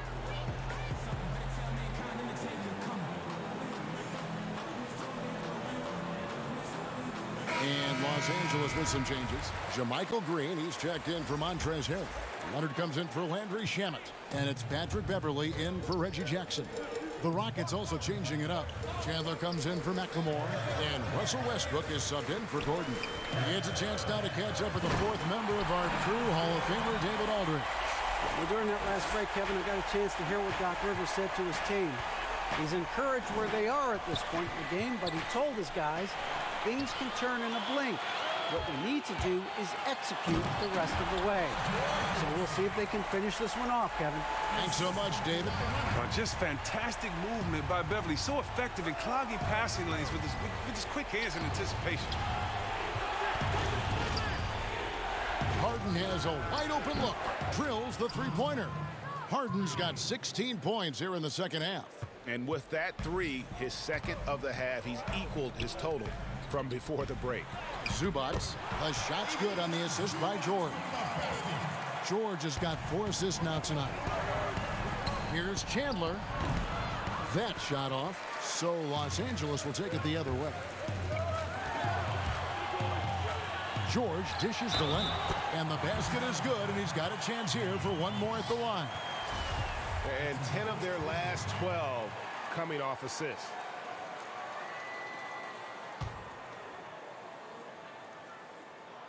The free throw good from Kawhi Leonard. Rockets trail by 10. Harden scanning the floor. Count that bucket. Harden's got 26 points. I mean, he's been terrific from the field so far this half. I mean, driving his percentage through the roof. And it's the Clippers with the ball. Now here's Beverly. Leonard trying to break free. And that one's good. Beverly. And defensively, guys, they've been unable to shut down the middle. For Houston, they've gone an outstanding 4 of 5 from the field in the fourth quarter so far. Outside Westbrook. Back to Harden. It's hauled in by Beverly. Beverly's got his 4th rebound with that last one here tonight. Here's Leonard. And oh boy, a lot of contact there, but he gets the call and will shoot 2. They get Russell Westbrook. Clearly a foul. The free throw drops for Leonard. Chris, you were a tremendous passer. One of my favorites. Are there more playmaking bigs in the NBA now than back in the day? That's a good question. I don't know if there are more, but I tell you what, there are some exciting ones. If you guys don't believe me, just turn on the TV and go watch the Nuggets play. There's a man called the Joker, Jokic. Oh, my goodness, can he pass that ball? He and Horford right now, oh, man, 2 of my favorite passes in the game. Harden the pass to House. Back to Harden. Three-pointer. Hits it from three-point range. He's got 29 points. In perimeter scoring, I have to imagine it was a topic of discussion at halftime. But it had to be. These days, you need to stretch the floor somewhat to make everything else work. Stolen by George. Good ball movement here by the Clippers. And Morris throws it down. Morris really rises up for these jams, leaving no mistake as he finishes. Chandler kicks to Covington. And here's Harden for 3. It's hauled in by Zubac. And so Beverly will bring it up for Los Angeles. They lead by 11. Here's Leonard, and Kawhi Leonard with the slam. Just phenomenal awareness by Beverly, just dishing the ball to the wide open man easily. And George gets the whistle that time. That's his first foul. Los Angeles making a switch here. Williams is checked in. Here's Harden on the wing. He's covered by Leonard. The Rockets again can't hit. And the great shooters know when they've got enough opening to go for the 3. I didn't think it was a bad choice on that possession. A perfect position to grab the rebound. Gets underneath, boxes out, and pulls it down. And so only one team answered the bell tonight, guys. Not a monster blowout by any means, but still a double-digit victory for Los Angeles. And guys, the fast break was run, I thought, beautifully all night by these guys. I think that was a big part of their success. Yeah, they definitely ran the break well. A big advantage in that category, and they continually put pressure on the defense. And so checking out their season record, this game will become their 45th win. And you know, looking back at all the contributions tonight, it was a really phenomenal all-around game for George. What a teammate he was tonight, setting guys up for layups and open jumpers on what seemed like every possession. And the technical free throw is good. Houston, a whole new 5 on the floor. Off the inbound, and it goes down 2 points. And the Clippers lead by 16. And you can sense that these fans, these players, they are ready to celebrate. And you know they are, sure. I mean, come on, the finish line is in sight. All they have to do is play it smart. It's almost like he's trying to make things hard on himself. You know, he's just got to slow the game down, try to get some easy ones. And that one, good. And it's just competing, you know, giving your best when it matters most. Well, this is what guys play for, and when it pans out like this, it's a great fit.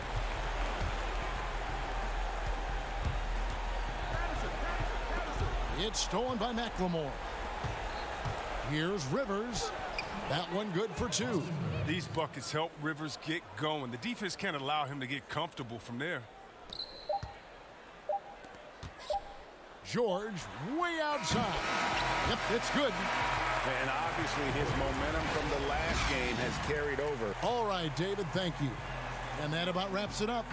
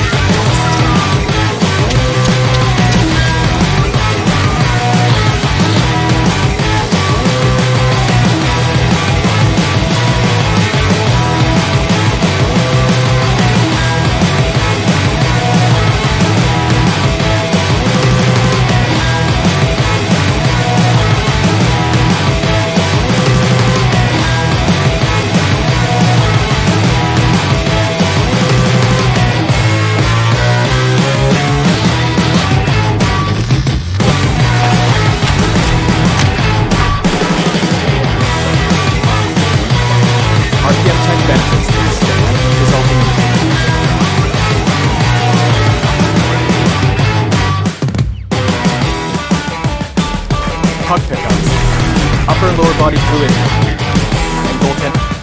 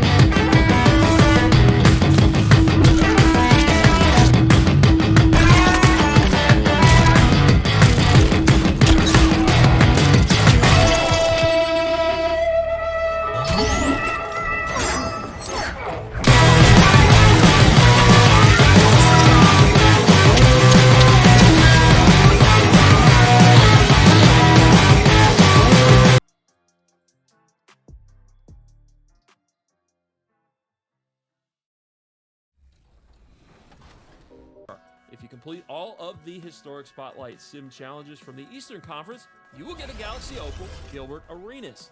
If you complete all the Western Conference,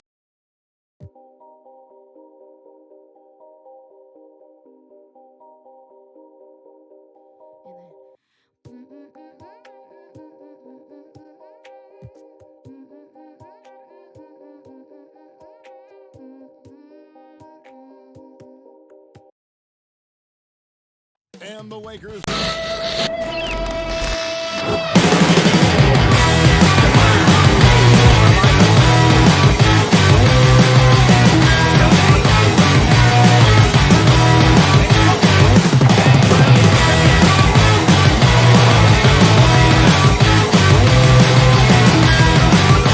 Get some numbers for Morris.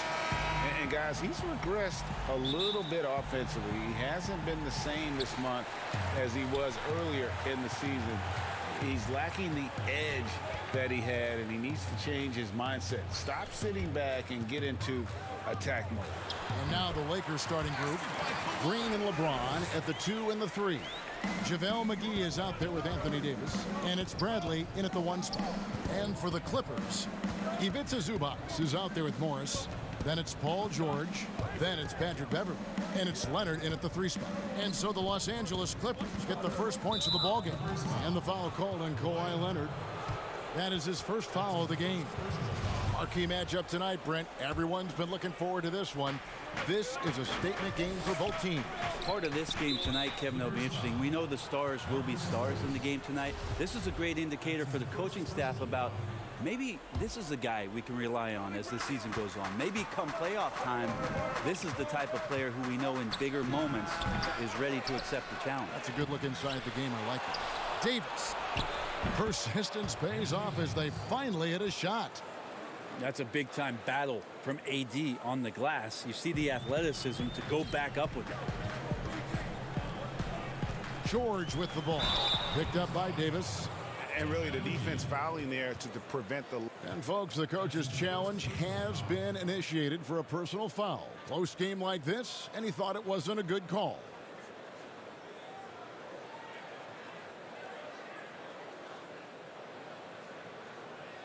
And I think when it comes to some of the more difficult calls to make, personal fouls can be tough. The action is so fast that it's really tough to catch everything in real time. The wonders of technology, Greg. We've seen replay reviews so effectively, and involving the coaches by being able now to challenge like this is something a lot of people have been hoping for. And so the word is in. They've decided that the call stands as it was made on the floor. And, you know, even if a coach still feels this wasn't the right call, you got to acknowledge the effort being put in to reviewing it. The double checking, and the game continues on. And the rejection by Zubats. And here we go with Morris running it up the court. Here's Leonard with the putback. It's good on the putback. Terrific score there off the miss by Morris. Doesn't get a ton of offensive rebounds, but making that one count. Back to LeBron. Green kicks to Bradley. From deep. And LeBron with the basket, the assist by Bradley. The Clippers have gone 2 of 3 here to start out the game. Still playing at an MVP level. LeBron James, the greatest player of his generation, and some would argue of all time. We can't take for granted what we've been able to witness.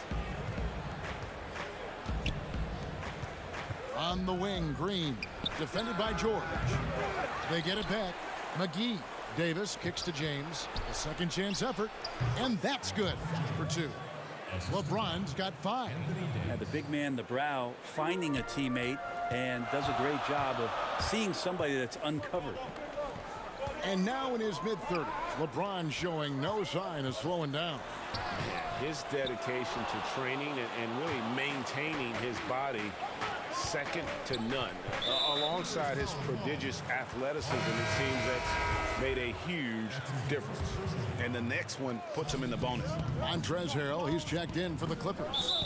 The Lakers also making some changes. Howard's checked in for JaVale McGee. Rajon Rondo subbed in for Avery Bradley. And the Clippers making a change here. Williams is checked in. Just over 2.5 minutes played here so far in the first quarter. Sinks the three-pointer. Well, you got to honor Lou Williams' shot from deep, especially if he's got other things going offensively. Has a great feel for when to pull the trigger. George with the ball. Now Green defending. On the wing, George. No good on the 3. For the Los Angeles Clippers, they come in off a good outing against the Warriors in San Francisco. Yeah, and with most of the arena against them, they just banded together and trusted one another to make the right play. Yeah, and in that game, it turned into a massive scoring night. It wasn't so much about the game plan as it was establishing early confidence to get that win. A different look for the Clippers. Green, he's checked in for Marcus Morris. And Landry Shamet subbed in for Paul George. And then for the Lakers, Kyle Kuzma comes in for Davis. And it's Kentavious Caldwell-Pope in for Green. I love the patience, the tactical mindset of Leonard. He's so good at picking his spots, especially on the pick and roll. The shot's good from Kuzma. Yeah, another nice bucket down low. They've really been able to work the ball into the post effectively here so far. And a big summer for the Lakers, trading for Anthony Davis for a time. Greg, it even looked like they had a great shot at landing Kawhi Leonard. He ends up choosing the Clippers, which gives rise to a compelling rivalry. The nexus of NBA basketball has shifted to the city of Angels. Whichever team you root for, LA fans with a lot to celebrate. Some nice ball movement by the Clippers. Left side, Williams. Lock at 6. Pass to Green. Leonard, that's for 2. That one's good from the corner. Leonard's got 6 points. And it's Kuzma with the ball for the Lakers. trailing by 2. Tough loss coming against the Rockets in the last game they played. And it's Leonard missing. Now, I'll be honest, I thought there's no way that he's missing that close. That's a bunny. Give it up for the aggressive defense, Kevin. And shot by Caldwell Pope, no good. Clippers have gotten 5 of 10 shots to drop in this game so far. Right at the 50% mark. And he uses both hands to jam it in. Orchestrating right now, Rondo should be playing with a baton. Now Williams. His numbers are looking pretty good. He's got his scoring average up around 18.5 points a game. Puts it up from 12. And again, no good by the Clippers. How about the timing he shows there to challenge that shot? Yeah, not easy to do there. And that's a guy that you can tell takes every possession defensively very seriously. It's all tied here in Los Angeles. And back in a moment as we'll get underway with... I always feel like I got it. Always. And you know, Greg, that's the type of confidence you got to have.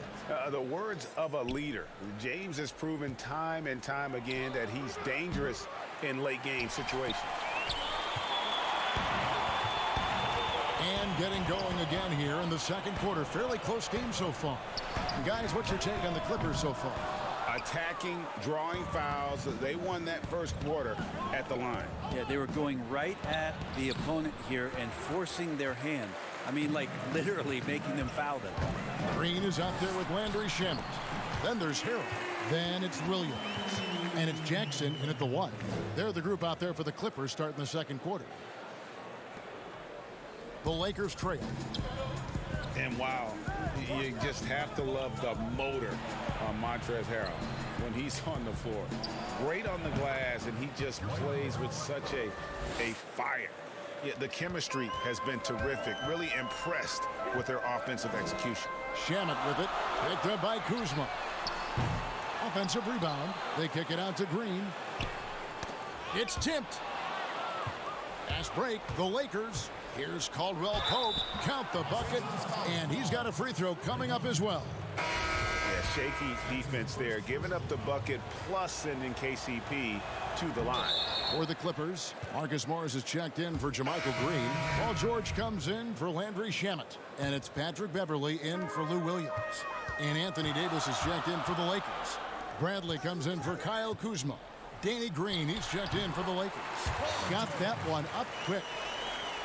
And with Harrell, you can see how his energy spreads to the rest of the team. Reminds me a bit of what Fareed used to bring the teams. Harrell is also undersized, but boy, he makes up for it in so many ways. Up again, he hangs in there and cashes in on the second chance points. Morris has got the lead up to 2 now for the Lakers. Oh, a nice tip in to salvage the points from that missed shot. Yeah, and those second chance points can add up. Green taking his time here. Davis finds Green. Here's Caruso. Back to Green. The pass to Caruso. It's Bradley on the wing. Here's Caruso. Defended by Beverley. Just 4 to shoot. From 13. The shot missing. And the Clippers will go the other way with it. Here's George. That one dropped for his second bucket. Mark him 2 for 4. Yeah, Paul George not waiting around, wanting to get out in transition, run the floor, and become a dangerous weapon on the perimeter. Green kicks to Bradley. Over Morris. They kick it out to Green. Back to Morris. Over George. And it's off the back rim. No good. Pretty lax defense there. He's going to see fewer and fewer chances if he can't bury those kind of jumpers. They get it back.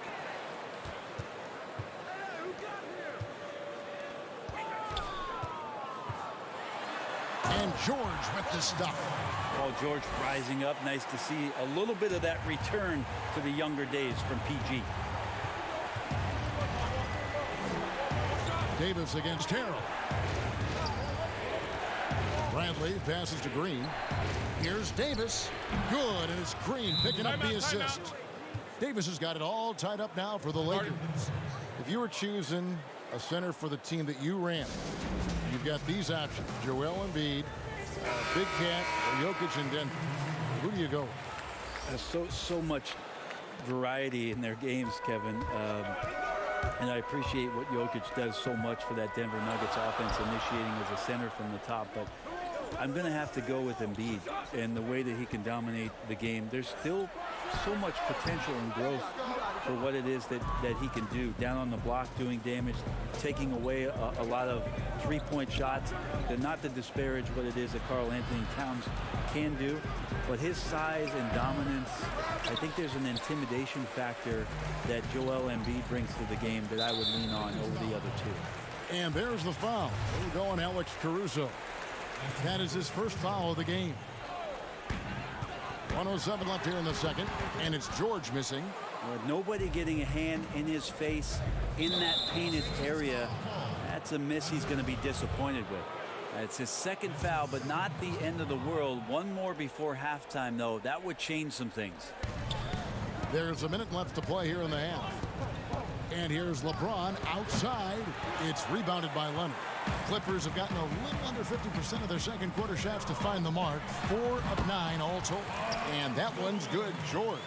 Well, he made some kind of adjustment to his game after a poor first half.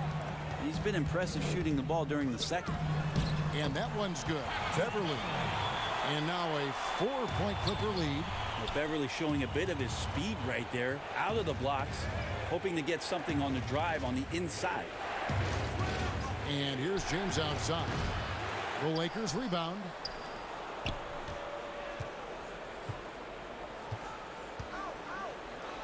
Pass to Caruso. Just 5 to shoot. It's stolen by Morris. And here we go. George heading to the hoop. And George with the stuff. Yeah, Paul George right now invested fully in this game and on both ends of the floor. Relentless on offense thus far. James. Nice shot from 10 feet out. LeBron's got 7. Guys, that's just really unstoppable. He poses a ton of matchup problems for whomever he's facing. And the last shot before the buzzer is off. Paul George, he's been the guy. All right, David, thank you, and stay with us, folks. We'll be back just after halftime to get the third. The 2K Sports Halftime Show. Hey, everybody, welcome to the 2K Sports Halftime program. Paul George taking care of business in this one. He had 12 points and 1 assist. And that...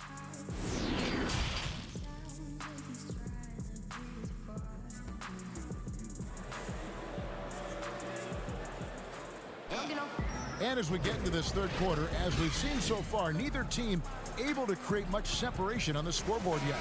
Without question, George is displaying his skills today. Yeah, and through the first 2 quarters, he has been the offense for this team. Yeah, he's shouldering the load right now and looking really comfortable while he's doing it. Taking a look at the Lakers. LeBron and Davis, the incredible forward pair. Avery Bradley is out there with Green, and it's McGee in at the 5, down low. If you could stay active on defense, good things usually happen. Right there, quick hands helped alter what would have been a sure 2 there. Lakers trail by 4. Here's Davis. Kawhi Leonard comes up with the rebound. Well, maybe not the best shot against that kind of defense, but he still has the ability to knock that kind of shot down. Yep, it counts. Leonard's got the first bucket of the third here for the Clippers. You got to do your best to root and push and shove Kawhi Leonard outside of the paint. He's just too strong and too skilled on the inside, and then he starts to get comfortable. Back to McGee. Shot on the wing. He squares up and sinks it. Danny Green is such a fantastic system player, and this is a pretty fantastic system, so it's working out well. And Beverly kicks to Zubats. Back to Beverly. Good ball movement here by the Clippers. George with the ball. Now guarded by Bradley. And the official signaled the backcourt violation. Not very careful there. Montrezl Harrell, he's checked in for Zubats. The Lakers also changing it up. Dwight Howard, he's checked in for JaVale McGee. Kyle Kuzma comes in for Davis. And it's Caldwell Pope in for James. Here's Kuzma. Misses off the right iron. He wants that one over again. I guarantee that. Nobody's even in the neighborhood. Reggie Jackson's checked in for the Clippers. Markieff Morris is checked in for the Lakers. And positionless basketball, all the rage, and Kyle Kuzma really fits that mold. Is he a 3? Is he a 4? I don't know, but he gets buckets. Harrell against Caldwell Pope. Bradley kicks to Kuzma. 6 to shoot. Back to Bradley. The Lakers need to get a shot off here. Here's Howard. Off the left rim and out. And very light-footed is Kuzma. Moves well for his size. You know, kind of a tweener in terms of build, but he has the ability to light up that scoreboard, something every team can use. And the Clippers making a switch here. Shamet's checked in. Clippers leading by 4. Leonard on the wing. Fires the 3. The rebound by the Lakers. Yeah, they're going to try to search out for somebody that's got a hot hand right now. 1 of 4 to start the half. Kuzma kicks to Morris. Passes it to Kuzma. An absolute bomb from 3-point range. Kuzma's got 5 points so far. And proving once again that he has the touch from beyond. Kuzma effective at cashing in there. And it's Kuzma with the ball for the Los Angeles Lakers. They've only allowed 2 points so far here in the second. And yep, we thought we might see it. And the coach's challenge has been triggered on the personal foul call. And this is the time now where the officials can review in closer detail what constituted the original personal foul. Getting a different angle can sometimes make it a lot easier to determine. Greg, indeed, and the one thing with replay review is that when you see the slow motion replay, you really get a new appreciation for just the immense speed at which these players are moving and how fast the action really is and how hard it can be sometimes, you know, Greg, to make the right call. And so the word is in. They've decided that the call stands as it was made on the floor. And, you know, even if a coach still feels this wasn't the right call, you got to acknowledge the effort being put in to reviewing it. The double checking, and the game continues on. The Lakers in the lead. And now we're 3 minutes into the third quarter of play. Latrey gets it to go from beyond the arc. Kuzma's got 2 now from beyond the arc in the third for the Lakers. And the Clippers call time here. Giving up a run here. Can they turn it around? Hard to say right now. At this point, I've seen the coaches run through 2 or 3 iterations of defense. Is there a 4th? I'm not sure.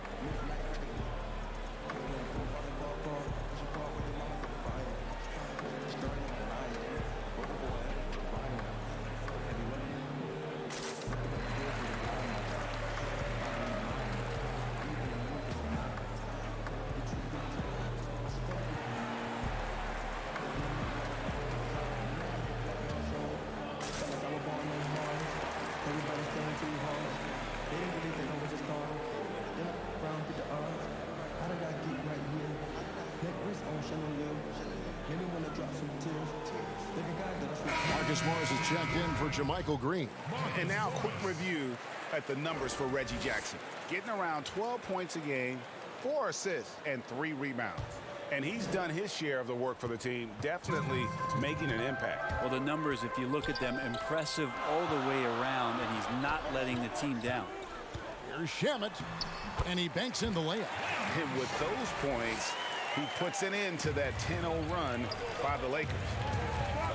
About Montrezl Harrell and the type of energy and effort that he brought last year to this team to help solidify, I guess, most of the culture piece of what Steve Ballmer wants this franchise to be about. That's playing hard, playing with energy, and having some enthusiasm for the competition. Montrezl Harrell wraps all those things up pretty nicely in the way he plays. Lakers passing it around. Kuzma with it, guarded now by Morris. From past the arc. That one's not going to go. And it's the Clippers taking it the other way. 1:04 left to play in the third. On the wing, Morris.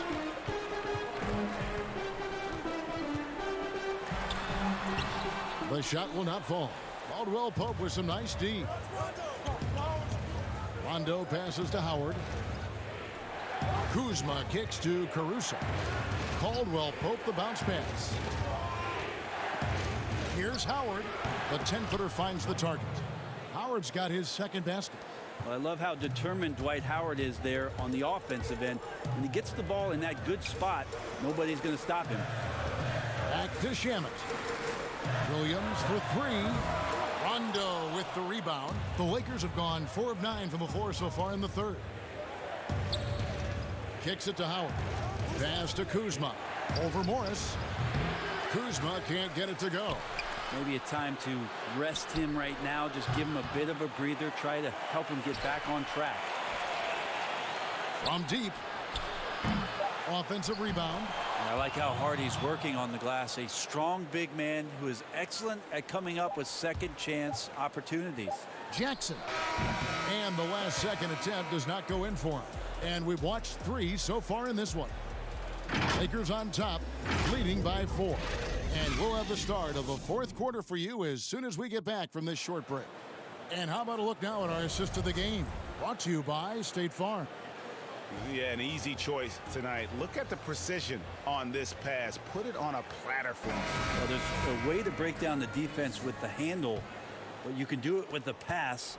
Prime example of that right there. And with these teams locked in a very close contest, this fourth quarter promises to be a good one.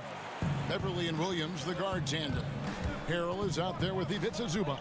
And it's George in at the 3. That's who's out there for the Clippers. The Clippers trail. Here's Beverly, and he uses the glass on the layup. Beverly's got 4 points in the quarter. And they're beginning to just flat out fall apart defensively right now, especially on the interior. Outside Rondo. He kicks it to LeBron. Here is McGee. On the wing, Green. And there's the call on Lou Williams. That's his first foul. Green, he's checked in for the Clippers. Kawhi Leonard comes in for Lou Williams. And the Lakers also making a change. Bradley's checked in. James finds Davis. Back to James. Lets it go with the 3. It's hauled in by the Clippers. Zubac has got 4 rebounds in this game to take the lead, and scoring with the play inside is Leonard. And the Clippers lead by 2. LeBron James on the wing. Good, and it's Green picking up the assist. Green's got 3 assists tonight. This has been proven. It's a scientific fact, Kevin. It's hard to stop LeBron James from scoring. George with the bucket. And they are attacking the rim and getting great results. Just about 1.5 minutes gone by here in the fourth. And it's Davis finishing it off. Well, how about LeBron reading the defense, waiting and being patient there until the gap opened up to deliver. And George, here we go. Again, the Clippers. And great intensity here down the stretch. He's not one to shrink in the moment. Now take a look at him. Locked in right now in this moment. Wants the ball in his hands and feels real comfortable with the shot he's taking. That is really good work there on the offensive glass. Clippers have gotten every shot they've taken so far in the fourth quarter to go in. That's 5 in a row to start the quarter. And Leonard has it in the corner. Those 3-pointers off the mark. Ooh, he missed an easy chance to put some points on the board. He won't get a much better look at that kind of shot again here probably tonight. One-on-one fast break. Here's George. Count the bucket coming off a perfectly placed assist. George has got 6 in the quarter. Paul George stepping up big time. On the wing, Davis. That's good. Basket number 5 on a 5 for 8 night shooting. Well, AD defining the word clutch on that one. Huge shot there. And George kicks to Beverly. Outside Leonard. Back to Beverly. There's the 3. Rebounded by McGee. McGee's got rebound number 8 now on the night. James, the pass to Bradley. Nice ball movement here by the Lakers. LeBron James on the wing. Defended by Beverly. Trying to get open is Davis. That one a little long. He loved to make him pay for giving up that wide-open jumper. Just unable to do so. And that one clearly a foul. Gets the whistle, and 2 shots coming up. That one on Davis. He's one of the most uniquely built players in the NBA, and Kawhi Leonard draws contact often. I'm not sure he feels it, but he gets it. Morris is checked in for the Clippers. And he's the one person that the coaching staff and the teammates love to see at the line in a tight ball game. You can pretty much bank on these. Bradley passes to Davis. And here is Green. Here's James. And he buries that one, drilling the rim on the way down.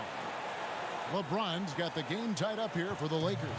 Clippers have gone 6 of 8 from the field in the fourth so far. It's been a great start to this final quarter for them. George with no one around. Bangs home the trifecta. George has got 9 points here in the second half. Yeah, Paul George sharpening his swords now. Love to see him take that shot. Here's Davis. And that one is off. And it's the Clippers taking it the other way. Guys, they're not going to be in any rush on this possession. Not with the lead. Now's the time to burn some clock. Kawhi Leonard comes up with the rebound. And mark that one down right there. It's going to be a long time until we see him miss another one like that. It counts. And now the go-to guy in these situations. Leonard can handle that kind of pressure in the big moment as well as anyone. Davis finds James. Offline with his 3. And so they choose to intentionally foul.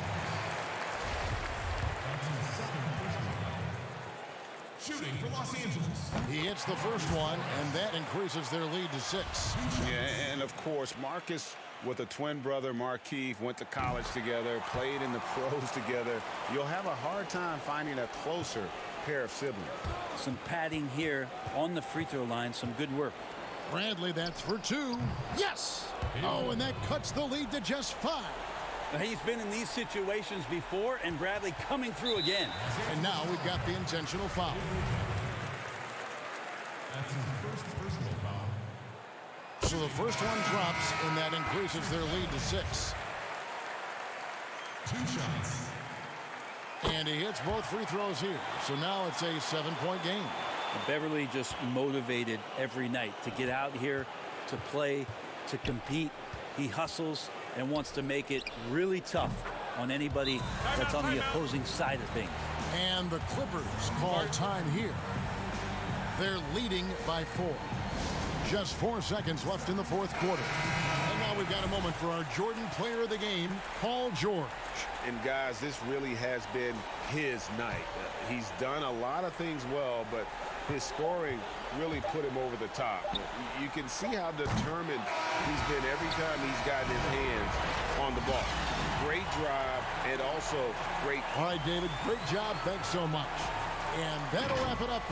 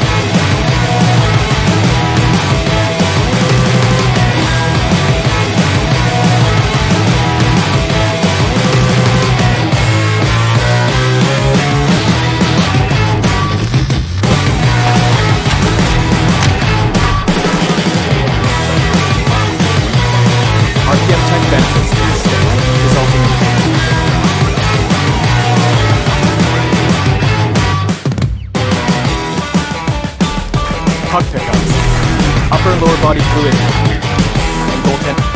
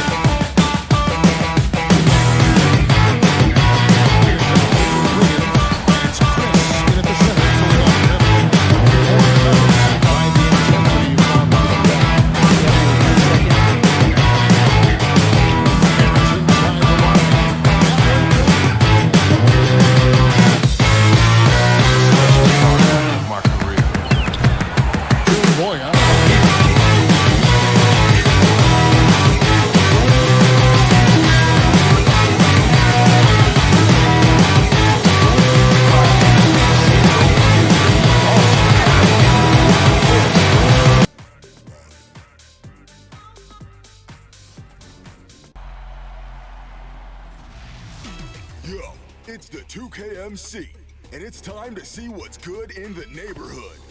Here's the schedule for the upcoming 2K Compete events. Plenty of chances to earn and rep up. Buckle up, because on Saturday, we've got Formula 2K. My points earned from each game played will convert into distance around the track, and it's a race to the finish line. And a look behind the curtain here. Final preparations for the challenge ahead. Hoping to come out of the gates strong. And now a chance to take a look at some numbers for Morris. And guys, it hasn't been pretty for him in the past 5 games. He's having one of those scoring slumps that all players go through at some point in the season. But I know he hadn't lost his confidence, and I expect this young man to get after it here tonight. So the net starting 5. Durant plays the 4 with Allen at center. Irving is out there with Spencer Dinwiddie. And it's LeVert in at the 3 spot. And for Los Angeles, they've got Ivica Zubac. Paul George is out there with Patrick Beverley. Then there's Kawhi Leonard. And it's Morris in at the power forward position. And with the signing of Durant and Irving along with DeAndre Jordan, Greg, are the Brooklyn Nets now claiming the mantle for the top team in New York? Listen, they were already the better team a season ago. After stealing the Knicks' thunder in free agency, acquiring the superstar talent, they're poised to steal the Knicks' cultural relevance as well.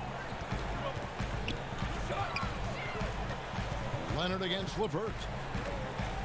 Leonard, the pass to Beverley. 6 on the shot clock.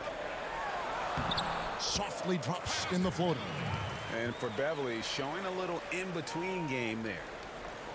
The Brooklyn Nets come into this one following a loss to the Warriors. High post Allen.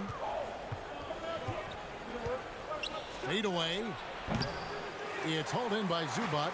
You know, not sure if he's playing to the crowd, but no need for the fadeaway on that shot. The shot by George, no good. Boy, having a hard time making shots. Just 1 for 4 to start this game. Irving finds Allen. Shoots over Zubac. Allen's shot is off. For Los Angeles, they've gone just 1 of 4 to get this game started. Here's Leonard. Uses the glass to finish the layup. How about the focus and locked-in nature of Kawhi Leonard? My goodness. Here's Durant. Oh. You got to be kidding. Boy, how How about the finish by Kevin Durant? Just gets up with such ease. Here's George, and George with the stuff. Whoa, that'll wake you up. He is such a great athlete. Over Morris. And it hung on the rim, but wouldn't fall for him. Levert against Leonard. His second shot goes in, off to a good start, 2 for 2. This is a small forward who, because he's 230 pounds, can hold his own down in the low post. That is nicely done. Allen, and it's Allen with the jam. How about the timing? Can be the difference between an assist and a turnover. Nice delivery. And at this point, there simply is no doubt that Kevin Durant is one of the great shooters to ever play the game. The only question is just where on the all-time list will he land when we talk about the unstoppable score. And there's the defensive 3-second call. And with Durant, perhaps the most amazing part, he can have quiet nights, Greg, of 30-plus points. Kevin, his scores are just so easy for him that you forget you aren't supposed to see 7-foot sharpshooters doing it. He can score from anywhere in any fashion and can hold his own with any player in history in terms of how unguardable he is. A platoon swap here for the Clippers. Williams for 3. It's good. The assist this time from Jackson. And you want more of this from Jackson. The more unselfish he is, the better the team. Right side, Jordan over Harrell. No good off the back of the rim. Clippers leading by 3. Here's Williams. His second shot goes in, off to a good start, 2 for 2. And there's a pattern starting to take shape here. They're working it inside and getting good shots from close range. Pass to Chandler. The Clippers grab the miss. This game against Brooklyn here, it's their first look at the Nets. And their series last year was a bit of a comparison between the two conferences. Both were in the middle of the pack.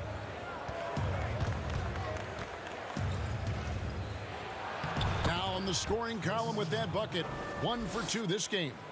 And their post play has been really solid right off the bat. Outside Irving. Nice ball movement by Brooklyn. Now here's Prince. He's guarded closely. Banked in off the glass. Well, we see a lot of emphasis on three-point shooting nowadays, but you'll take that look right there any night of the week. Pass to Jackson. On the wing, Williams. Lets it go from deep. Drills it from outside. Williams has got 8. He is now 3 for 4 to start this game. Clearly, the confidence is already building. Irving passes to Jordan, and DeAndre Jordan throws it down. You love the leadership of Kyrie Irving from the lead guard position. Yes, he's looking to score, but he's adept at finding the open teammate. Williams for 3. The rebound by Prince. Jordan up top. He's guarded by Williams. That gives them the lead. Prince has got his second basket of the night. What a pretty look. DeAndre Jordan, to have that kind of touch on your passing, such a quality piece for a big man. Several lead changes going on here in the early portion of this game. Yeah, it reminds me of that cameo song, Back and Forth. And at the end of one, both teams putting up some points. Clippers lead by 1. And don't go away. We'll be back with the action for the start of the second quarter in just a moment. And it's been a pretty even game here after 1 quarter of play. And guys, what's your take on the Clippers so far? Well, they used the fast break to generate some easy buckets before the defense could get set. And we know this. Every team in the league now seems to be looking to play with pace. Landry Shamet is out there with JaMychal Green. Then there's Reggie Jackson. Then it's Williams. And it's Harrell in at the 5. That's who's out there for the Clippers. And there's the call on Montrezl Harrell. That's foul number 2 for him. 2 fouls already on him. That is not the way to get your minutes per game up. The Nets making a switch here. Dinwiddie's checked in.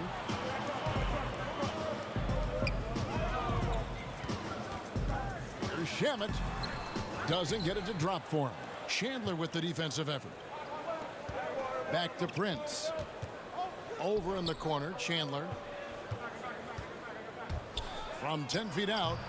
And the Nets miss again. Got a piece of it. And stolen by Jordan. It's stolen by Green. And now running it up the court. Green pushing it all the way. Just focusing on the task at hand. That's all you can do. Boy, the tide is running one way and then shifts back in the other direction. I've lost count of how many lead changes we've had here tonight. And so it's Williams who brings it up for the Los Angeles Clippers. Following this one, they get to host the Pelicans. And that will be the middle game of this 3-game homestand. Who are some of the up-and-coming shooting guards in the league that you have noticed have got a very high ceiling? Well, I'm going to mention two guys who I think could be considered combo guards who can play 1 or 2, and who I think their organizations are still trying to figure out their best position. But two of the most dominant young guards in the league who are going to be a problem for over a decade, Devin Booker and Donovan Mitchell. Both guys can create their own shot. Both can get off the dribble drive. Both could light you up for over 50 a night. Devin and Donovan, two names to keep an eye on. And if you're the guy who has to guard him, it is never going to be an easy night for you. Here's Durant, and then Durant with the jam. Boy, phenomenal decision-making from the young guard, Spencer Dinwiddie. Nicely done, putting it on time and on target. And Jordan sends it back. And so the ball out of bounds. Jordan touched it last. For the Clippers, Ivica Zubac has checked in for Harrell, and it's Patrick Beverley in for Williams. Then for the Nets, Jared Allen comes in for Jordan. And Karis LeVert subbed in for Taurean Prince. And he gets the bucket. The Kawhi Leonard from the restricted area. Turn the lights out. Allen left side. Let's keep it alive. Yep, it goes. And the Clipper lead is cut to just 1 point on the basket from Durant. Boy, his hard work on the offensive glass, earning an additional opportunity. Clippers have gone 4 of 6 from the field here in the second. Leonard inside. LeVert defending. Leonard with the bucket. The defense not putting up any fight on the inside. They've allowed 10 straight points in the paint. 4-on-3 break. It's good. Now he's shooting 6 for 7. Guys, his consistency in terms of shooting has really helped them seize control. Allen against Zubac. Feeds to KD. The 8-footer got it for his 4th field goal of the game on just 5 shots. Well, think about the Nets' Kenny Atkinson, a finalist last season for NBA Coach of the Year. This young coach got a well-deserved contract extension. And what I love is his team competes at a high level every night. Yeah, I mean, maybe could have tried for a more memorable dunk than that one. And we know he's capable of those memorable ones. And then Durant with the dunk. This guy's such a good all-around player. Karis LeVert sharpening his court awareness and finding his open teammates. And Doris, you think about how hard this Brooklyn team competes. I think they take right after their head coach. I don't think there's any doubt, Kevin. Coach Atkinson is still willing to get on the court and jump into drills with his players. Let's remember, going back to the early days of his career, he was a player development coach. And before that, yes, he even played. That effort and willingness to break a sweat very much reflected in his group. Morris dishes to George. That shot no good. So Brooklyn will take it the other way. This shot's just, it's not there right now with this team leading. Perhaps, you know, let's focus on some other areas of the game. Yeah, the chemistry has been terrific. Really impressed with their offensive execution. To the middle, here's Beverley, and he could not get that one to go. A lot of contact, and he'll go to the line for 2. It goes on Spencer Dinwiddie. And throughout his career, Beverley has remained a pest, an aggressive defender that no one likes having him guard. Here's what the Clippers are going with right now. Harrell, he's checked in for Zubac.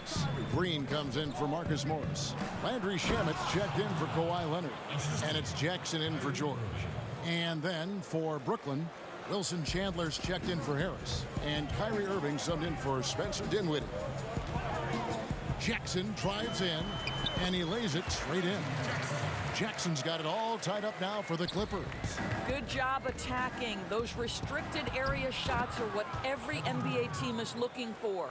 Boy, he's been unconscious this quarter. I love the confidence he's playing with. Makes it off the glass. Jackson's got 4 points this quarter. 5 seconds left to play here in the second quarter. And JaMychal Green picks up the foul. That is his first foul of the game. And stolen by Harrell. Green fires from way outside. And no luck with that time on the buzzer beater. KAWAI. All right, Dave, thank you. And time now for the halftime break with the third quarter. It's the 2K Sports Halftime Show. Hey, welcome back to 2K Sports. A pretty close game for the Clippers throughout the first quarter. They saw their lead grow to a high water mark of... And that's...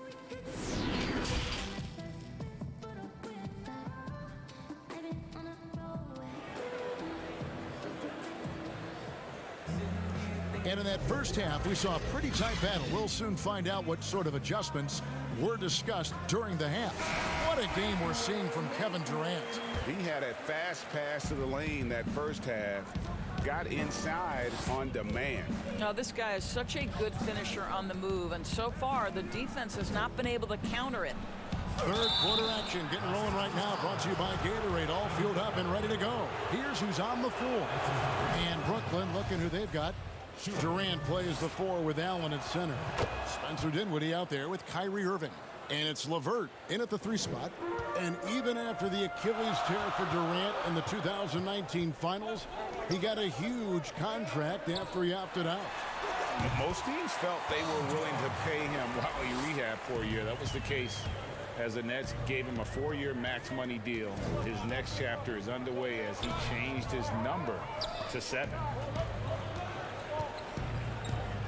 Dinwiddie drives in.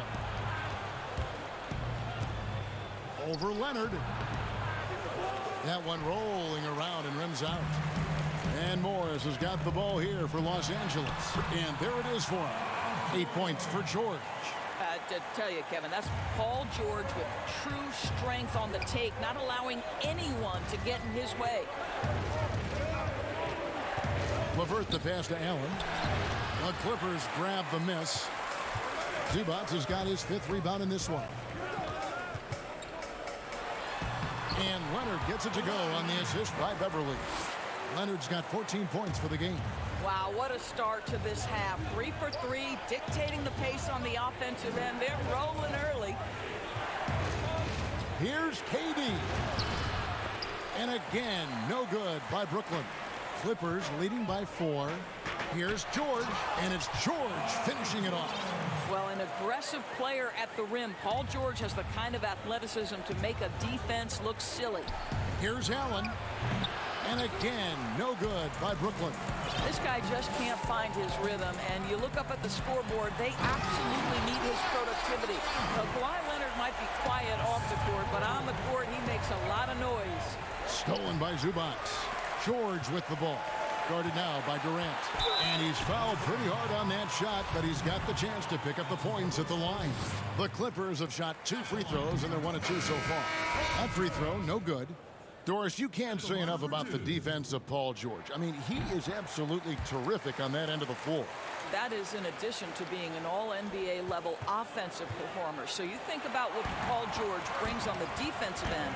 The on-ball defense is incredible. He knows when to help off on drives. This guy is easily one of the best defenders at his position, if not the best. Left side Durant. Can they get it? Yes, and it's Irving picking up the assist.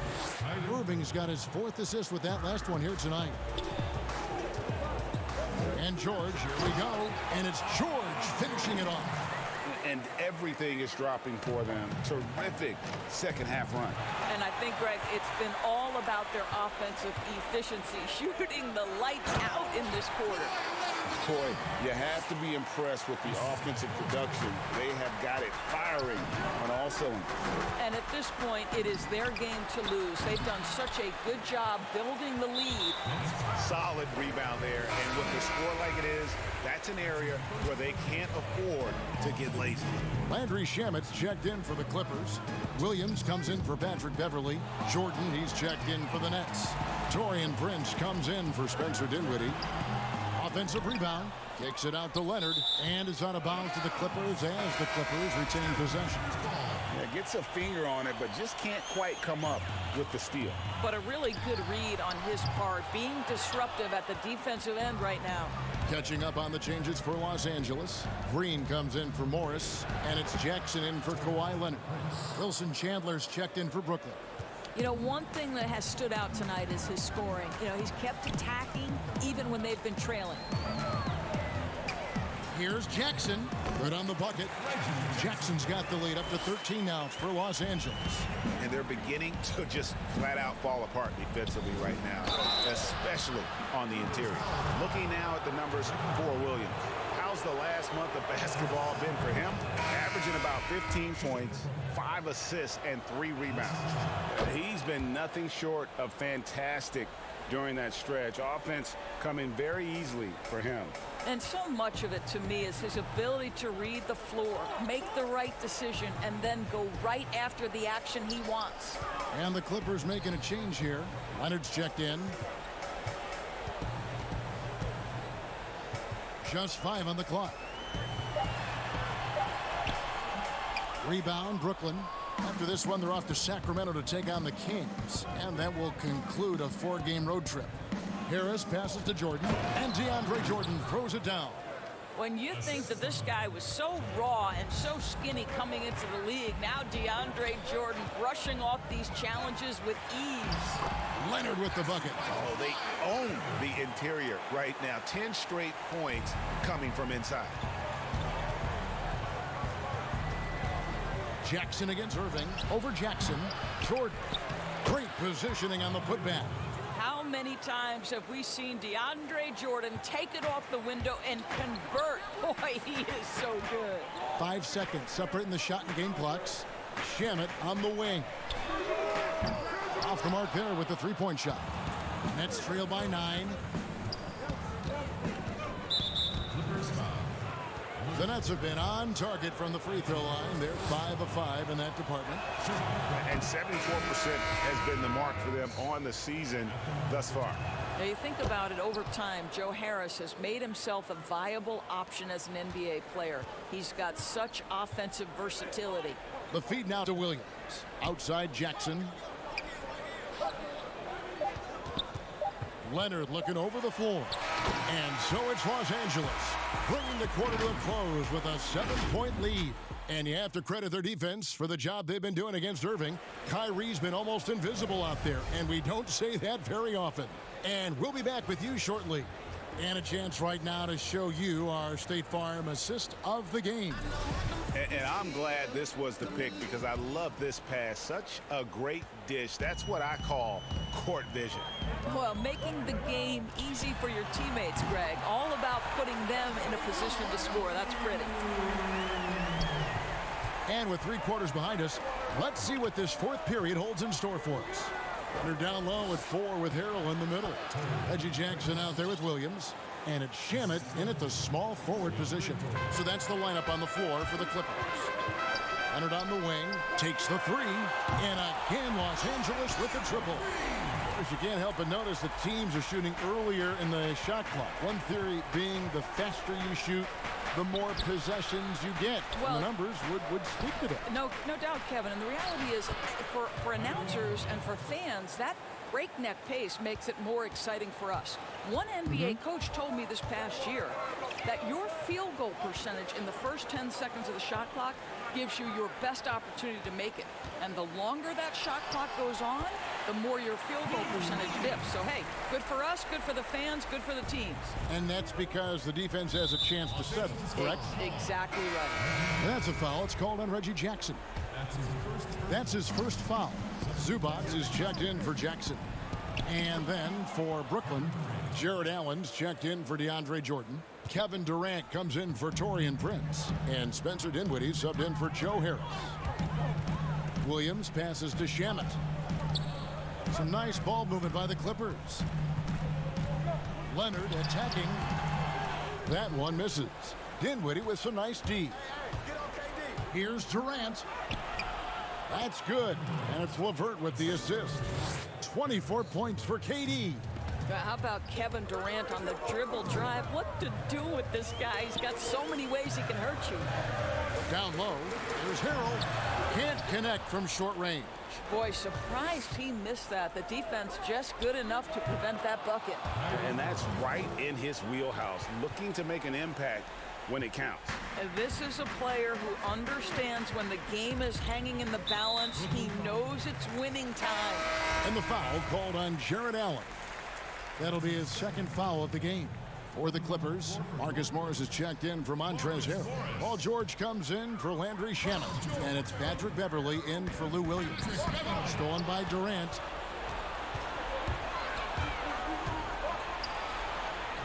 And he finishes nicely on the layup. Durant's got 10 points in just the second half. Yeah, this offense is rolling. They've been assertive, but they're also playing under control. I think the communication on offense is working at every level right now. What a run for this group. It's Durant on the wing. Wide open look. It's hauled in by Los Angeles. Zubats has got his 6th rebound on the night. And George kicks to Zubats. Nice D from Durant. And so Allen will bring it up for the Brooklyn Nets, trailing by 5. Outside for Durant. And out of bounds as the Clippers gain possession.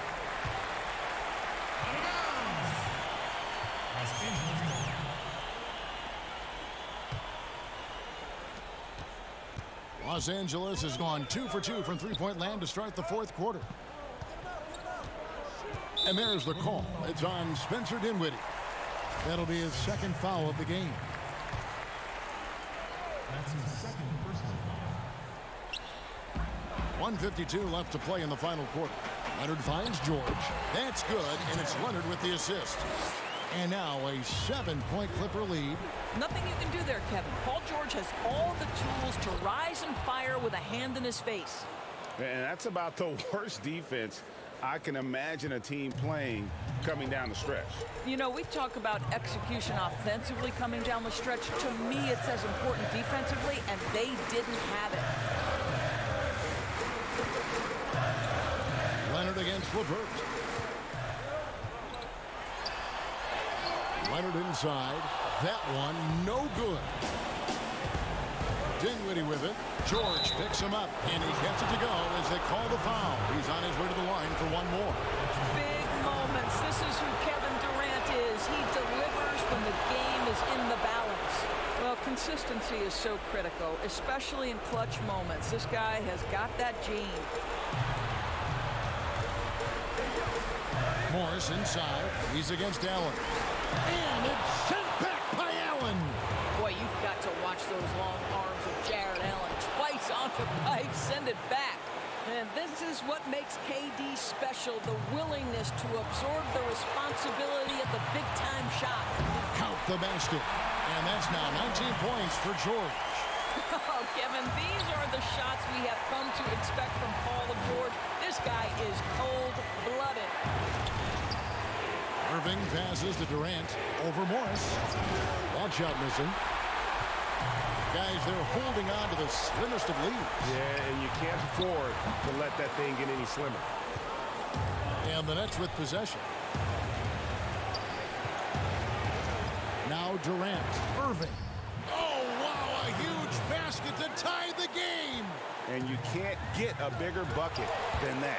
I'll tell you, it takes confidence to pull the trigger in that situation. You love guys who relish the moment. He sinks the clutch free throw. Now, you love the energy out there. Paul George is an extremely confident, extremely versatile player, and he brings a great level of activity to both ends. Yeah, free throws put them in an excellent position to win this thing now. It's all in the hands of the D. just a terrific all-around scoring effort from him. I mean, it's because of that they're even in this game. 2 seconds separating the shot clock and game clock. Passes to Beverly. Back to Morris.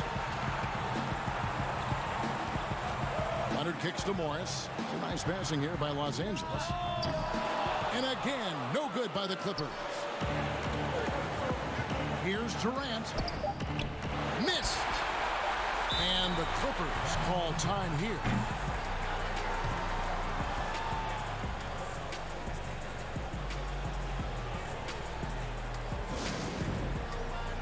And now the presentation of our Jordan Player of the Game, Kevin Durant. And guys, he's been about as close to perfection as you can be. The intensity he's played with has been amazing. Just no let up. And as fired up as he's been, he's never let his emotions get out of control.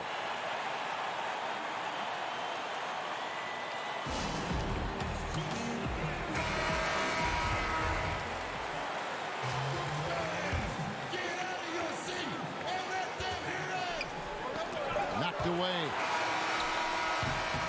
And regulation now complete. We will go to overtime. We'll be back shortly live from Staples Center in downtown Los Angeles. Glad to have you with us as we get going in overtime. Neither team giving an inch in this one.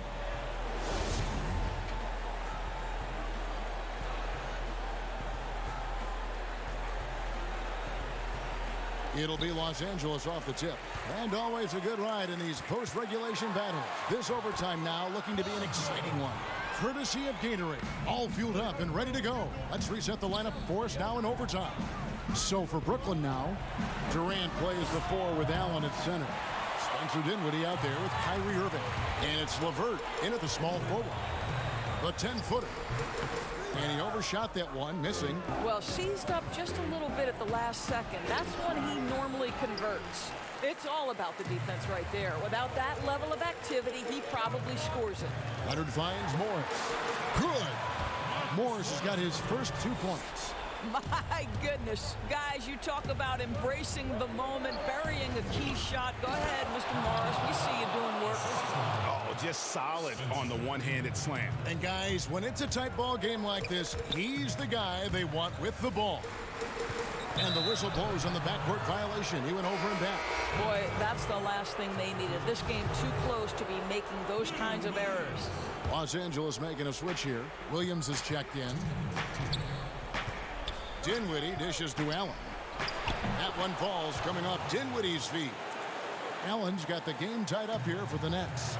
Boy, it's a huge boost when Jared Allen is making mid-range shots. That's going to make him even more dangerous. With the teardrop, and it's sent back by Allen. And there's the pass to George. Shot clock at 6. Pass to Williams. Morris outside. George hacks a 2-pointer. And they have their chances. 2 offensive rebounds, but they still come up empty. Tipped away. It's Allen on the wing. To take the lead. And the call on the coach's challenge has been issued. This game like this, on the wire, this is what it's for. And I think when it comes to some of the more difficult calls to make, personal fouls can be tough. The action is so fast that it's really tough to catch everything in real time. The wonders of technology, Greg. We've seen replay reviews so effectively and involving the coaches by being able now to challenge like this is something a lot of people have been hoping for. And the announcement on the review is that the foul was called in error. So they have determined, Greg, to overrule the original call. And guys, this is what it's all about, getting the call right. And I think in this case, the video review showed that while it was a tough call to make on the floor, they got it right with the review. Absolutely no fear. Kawhi Leonard welcomes these moments. He relishes these moments. Dinwiddie passes to Allen. Back to Dinwiddie. And it's Paul George with the foul. That's his first foul.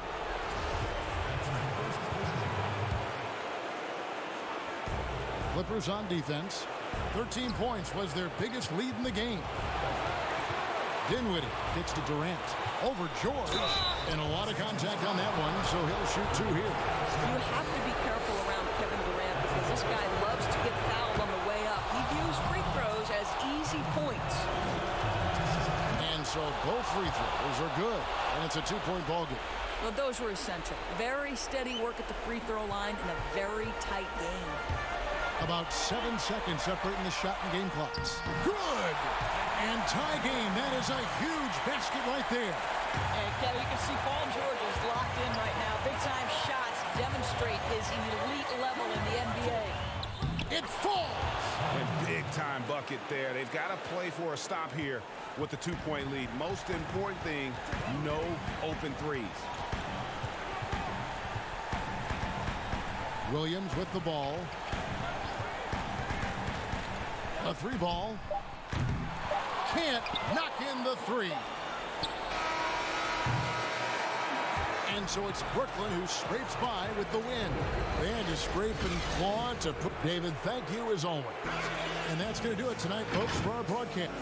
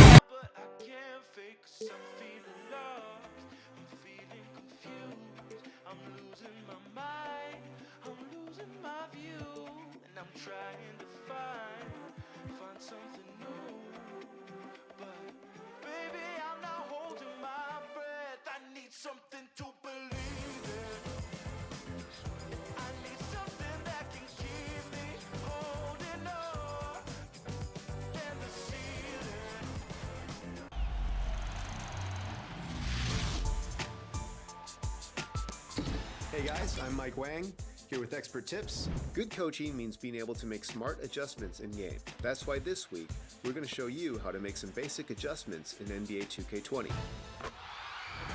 If you're up against a team that's exploiting your offensive or defensive game plan, then you better know how to adjust on the fly. You're looking live and down. And let's... Well, you're right, D.A. It'll be scary. Thanks. And we got a chance now to check out multiple seasons of assist numbers and what has been the trend for Rondo. The drop in his assists over the past few years have made him more of a one-dimensional player offensively. He needs to get that passing element back in his game, and that'll make life a lot more difficult for opposing defense. Here are the starters for Milwaukee. The backcourt comprised of Bledsoe and Matthews. Giannis is the 4 with Lopez the 5. And it's Middleton in at the 3 slot. And for the Lakers, LeBron and Davis, the incredible forward pair. Green out there with Bradley. And it's McGee in at the center position. Bledsoe passes to Lopez. It's hauled in by Los Angeles. They came away with the victory in their last meeting, which, by the way, was also in this building. Yeah, and they picked up the win in their last game against this club, and really it was a parade to the free throw line. Yeah, did a really good job of throwing foul after foul. Very physical and rugged in how they perform. And it paid off. 4 on the clock. Los Angeles needs to get off a shot here, and the shot clock expires. 24-second violation.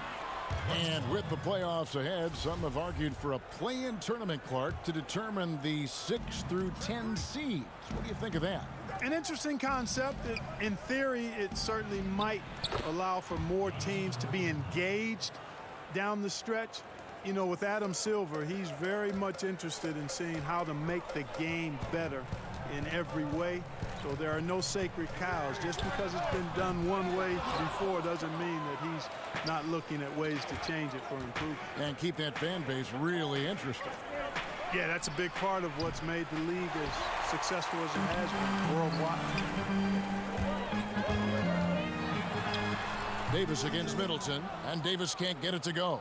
And that is a textbook example of how to defend your rim. And you know, guys, I love his fight and grit on the interior. I mean, he never lets a shot go uncontested. Finish off the break. Like the sun rising every day, you can count on LeBron to have his head up scanning the floor and finding the open man. In the foul on Avery Bradley. That's his first foul. That's his first personal foul.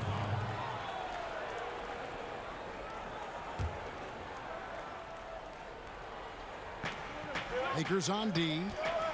Bledsoe finds Middleton. It's Matthews on the wing. Over Green. And again, the Bucks miss. Lakers have gone 2 for 4 from the field so far today. James against Middleton. Back to Davis. Outside Green. From the arc. It's not going to go for him. And close to making the defense pay for the lax coverage that time. And Los Angeles with some changes. Howard's checked in for JaVale McGee. Rajon Rondo is subbed in for Bradley. And Clark with Giannis, you could see the change in his demeanor last year. You know, he knew he was unguardable when he was on the floor. Well, guys, you know you're special when you can say nobody can stop me, and the general consensus is you're right. I mean, I can't think of any player in the NBA that's really suited to guard Giannis with his blend of speed and strength and ball skills. That guy handles the ball exceptionally well for a big man. Looking at who's out there now for the Lakers. Kyle Kuzma comes in for Anthony Davis, and it's Kentavious Caldwell-Pope in for Green. Here's DiVincenzo. Taking a look at his stats, he's averaging around 9.5 points a game. Shots good by Bledsoe. You know, really, Bledsoe has to keep hitting it from deep. When he does, I think that really opens up the floor for him and his team. The wide open look here for Kuzma. The shot that time not on target. So Milwaukee will take it the other way. They couldn't put the pieces together, losing that last matchup with Boston. That's serving it up on the platter there. What a nice pass. A high percentage look was the result. Howard kicks to Rondo. over Bledsoe. Antetokounmpo pulls it in. Antetokounmpo's got his 4th rebound in this one. And stolen by Howard. Rondo with it. Now guarded by Bledsoe. Caldwell Pope against Bledsoe.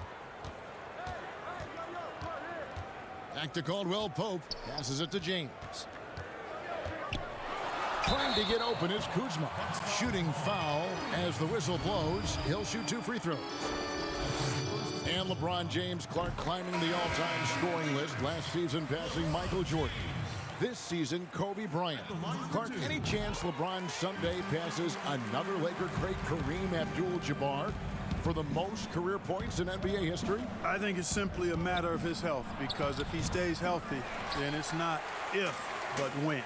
By the time his contract runs out, guys, in 2022, he'll be right in that neighborhood of my all-time favorite player, and I think the greatest player to play, Kareem Abdul-Jabbar. And here's James. He'll bring it up for the Lakers. Trailing by 2. Tough loss coming against the Rockets in the last game they played. Rebound, Milwaukee. Not really his best quarter as far as scoring. Let's see if he can eventually get back on track. 6-second difference between the shot and gameplay. Here's Connaughton and blocked the ball with his palm. What a defensive play. To the paint and finished off by LeBron. Weight room muscle on display there, James. Even when he gets hit, he can still score. Lakers shooting their 3rd free throw attempt of the game. And when you look at that free throw percentage on the season, they're right around 73%. And, you know, you don't have to tell them what their free throw numbers are. I mean, they're well aware of it, believe me. Hill kicks to Korver. Here's Connaughton. It's back to Hill with 1 on the clock. No good on the last second attempt there. At the end of 1, a closely contested game so far. Lakers lead by 1. And we'll be back shortly for the start of the 2nd quarter. Well, there are a lot of letters that go into the spelling of Giannis Antetokounmpo. The Nigerian way, you gotta... Seems easy enough, right? I guess so. I think a lot of people are going to stick with Giannis or the Greek Freak. Welcome back, everyone, to the 2nd quarter of play here on Noche Latina. Vamonos. And taking a look at Los Angeles' performance here, what have they been doing or not doing? Well, they used the fast break to generate some easy buckets before the defense could get set. And, you know, for them, guys, it's all about tempo. Keep the pressure on and do so as much as possible. And now, brought to you by Gatorade, all fueled up and ready to go. Let's reset our lineups. And Milwaukee, looking at who they've got. We've got Ilyasova. He's out there with Robin Lopez. Kyle Korver is out there with George Hill. And it's Connaughton in at the 2. Ilyasova finds Korver. Second shot opportunity, and it's Ilyasova laying it in. And we've seen several lead changes tonight. Neither team giving an inch. Yeah, and the lead has changed hands, and it just hasn't stayed in those hands very long when it's changed. Back and forth we go. James way outside. Gets hauled in by Ilyasova. Milwaukee in the lead. And, you know, quite a bit of turnover for the Lakers in recent years, guys, from the front office to the coaching staff. I think it's always important for an organization to have a common voice to speak in stereo and have everybody in proper alignment from the top down to the court.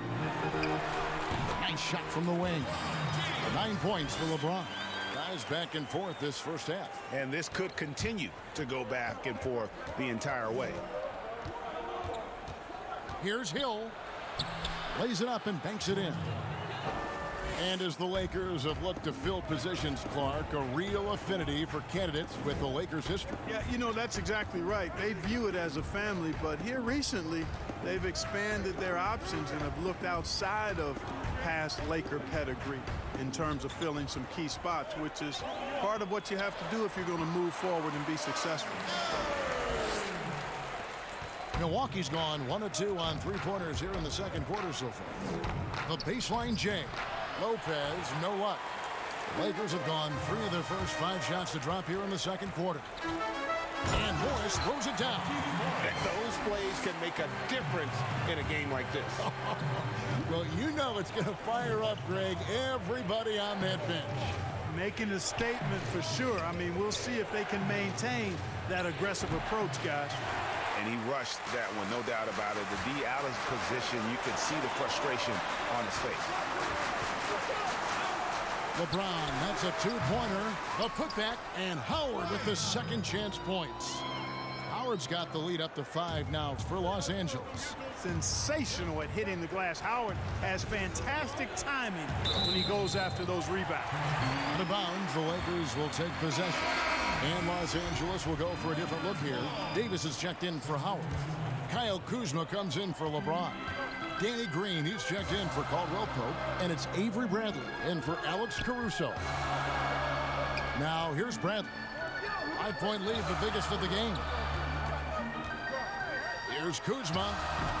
And that one hits back iron. Clearly the defense could have been better there, guys, but he also needs to convert that. One thing about Kyle Kuzma, Clark, he's not a ball stopper. When he touches the ball, he is shooting it. I would not disagree with you there, guys. He is fearless looking for a shot. He hunts his shot aggressively, and he's very efficient. He doesn't need a lot of dribbles, but one thing I like about him is that he doesn't hold on to that ball long. He's going to make a quick, decisive move or get it out of his hands. JaVale McGee's checked in for Morris. How about the leaping ability of Davis? Easily gets off the ground to throw it down. And he's a quick jump. And here we go. Coach's challenge happening right now. This one in regards to the personal foul. Seeing if that was the right call. And I think when it comes to some of the more difficult calls to make, personal fouls can be tough. The action is so fast that it's really tough to catch everything in real time. The wonders of technology, Greg. We've seen replay reviews so effectively, and involving the coaches by being able now to challenge like this is something a lot of people have been hoping for. And so the word is in. They've decided that the call stands as it was made on the floor. And, you know, even if a coach still feels this wasn't the right call, you got to acknowledge the effort being put in to reviewing it. The double checking, and the game continues on. Kuzma, that's good. It's plain and easy to see Kuzma has a solid jump shot. You've got to get out on him from there. Here's DiVincenzo. Misses the three. Boy, I'm absolutely shocked he didn't get that one to go. Usually he's money from deep. Green, no luck. That's exactly the look they wanted, guys. Right guy, right play, wrong result. And the dunk by Giannis. I tell you, that's why Antetokounmpo is so feared league-wide. I mean, when he's close to the rim, he's most likely going to flush it on you. Green kicks to Bradley. Pass to McGee. Back to Bradley. For three. They grab their own miss. They kick it out to Green. Puts up a three. And it goes out of bounds. Last touch by Green. Boy, that looked like a failure to communicate. You hate unforced errors. Rajon Rondo is checked in for Avery Bradley. 8-second difference between the shot clock and the game clock. Bledsoe for three. Drops in the tray. Now just a 1-point Los Angeles lead. Good to see Bledsoe capitalizing from there. I mean, his jump shot continues to just get better and better. Back to Rondo. Davis down low, working on Williams. Davis inside. He's guarded by Williams. Outside for Rondo. Kuzma outside. And he gets the whistle for the 3-second call.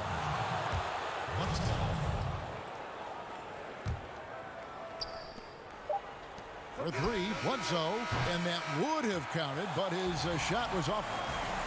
Okay, David, much appreciated, and now time for halftime, so we'll be back in just... And now, the 2K Sports Halftime Show.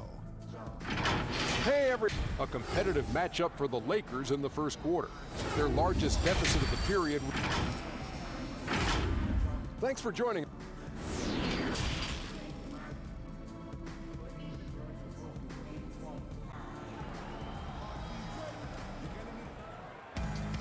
Second half of basketball upon us.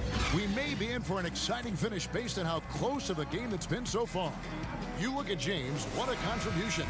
And the way that he has helped out with the ball movement has been a difference maker early on. And, you know, that's not a job they ask him to do very often. But in the first half, I thought he was in perfect sync with his teammates. Green and LeBron at the 2 and the 3. Davis is out there with JaVale McGee. And it's Bradley in at the 1 spot. That's the Laker 5. Out of bounds, Milwaukee takes possession. Mark, we have seen so many great players in the history of this terrific game, but in your mind, who's the best to have never won an MVP? Wow, you think about some of the names on that list recently, or not too long ago. Patrick Ewing, Scottie Pippen, same era. How about going back to John Havlicek, a former Buckeye and all-time great with the Celtics. Elgin Baylor, one of the first high-flying forwards that I recall, one of those really creative do-it-all type forwards. Jerry West and Dwayne Wade right in that mix too, man. Those are some lofty names that didn't get an MVP. And so it's Milwaukee now. It's a 1-point game. It's Giannis with the drive. The shot by Middleton, wide open. Good on the triple. Middleton's got himself going there. His first points of the game on the deep ball. McGee dishes to Davis. Kicks it out to James. Los Angeles with another miss. Boy, they need to pick it up here now. I mean, they're 0 of 4 coming out of the break. And the foul is called. He intentionally grabbed him there for some reason. I don't know. Kevin, all I can think of is that he's trying to slow the game down a little bit. Right. That's a stretch, though. Definitely a strange move on his part. Markieff Morris is checked in for the Lakers. Hill, he's checked in for the Bucks. This break gives us a chance to see the league's best fast break teams in the second half of the season. They've really ramped up the energy. The Lakers second. You know, as the season wears on, the team that can stay fresh can take advantage. They continue to get out and run, and teams are struggling to keep up. And the Lakers with some changes. Howard comes in for Anthony Davis. And it's Alex Caruso in for Danny Green. The Bucks also with the sub. Korver's checked in. Bradley finds Howard. And he banks in the layup. Howard's got 6. And they get one. Now 1 of 5 here in the third. On the wing, Korver still looking for his first bucket in this one. Here's Hill. Here's Antetokounmpo, and the rebound paying off as they pick up 2 on the second chance bucket right there.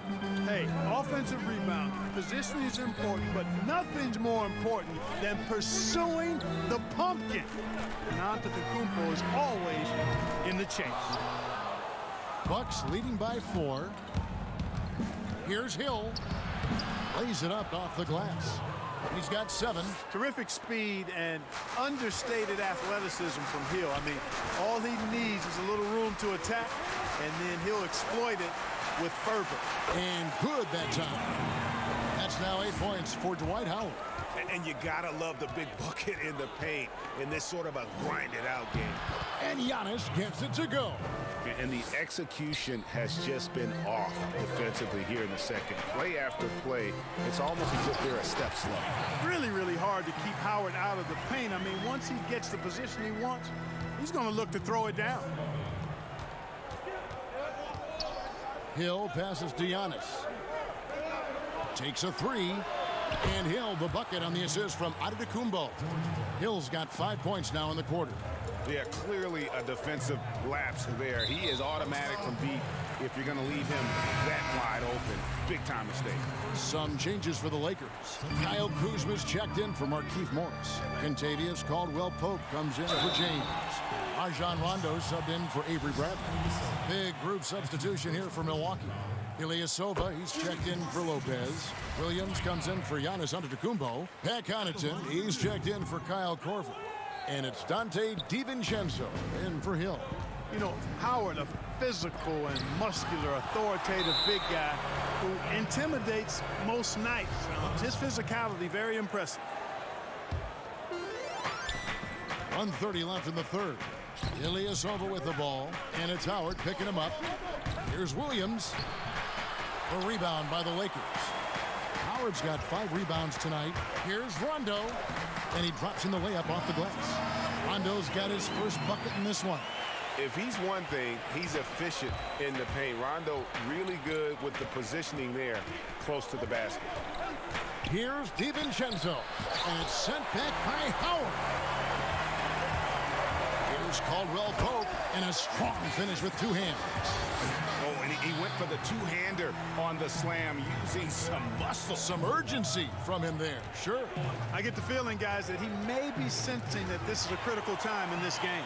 And pushing it up, here's Los Angeles. And Kuzma slams it in. Yeah, first and foremost, he's a pass-first team player, is Caldwell Pope. Love seeing that. DiVincenzo passes to Williams. 3-pointer. DiVincenzo can't hit it. And here's Caldwell Pope. He brings it up for the Lakers. For the lead, Kuzma can't get it to go. I wouldn't say that's exactly his spot now. I mean, and you can see why. Basket counts, and the Bucks lead by 2. And not quite as aggressive from outside as they were in the first half, sticking to the high percentage shots, playing smart with the lead. Pass to Williams. Oh, and the jam by Williams. Well, I like the thrust on those jams. I mean, Williams is somebody you got to keep out of the paint.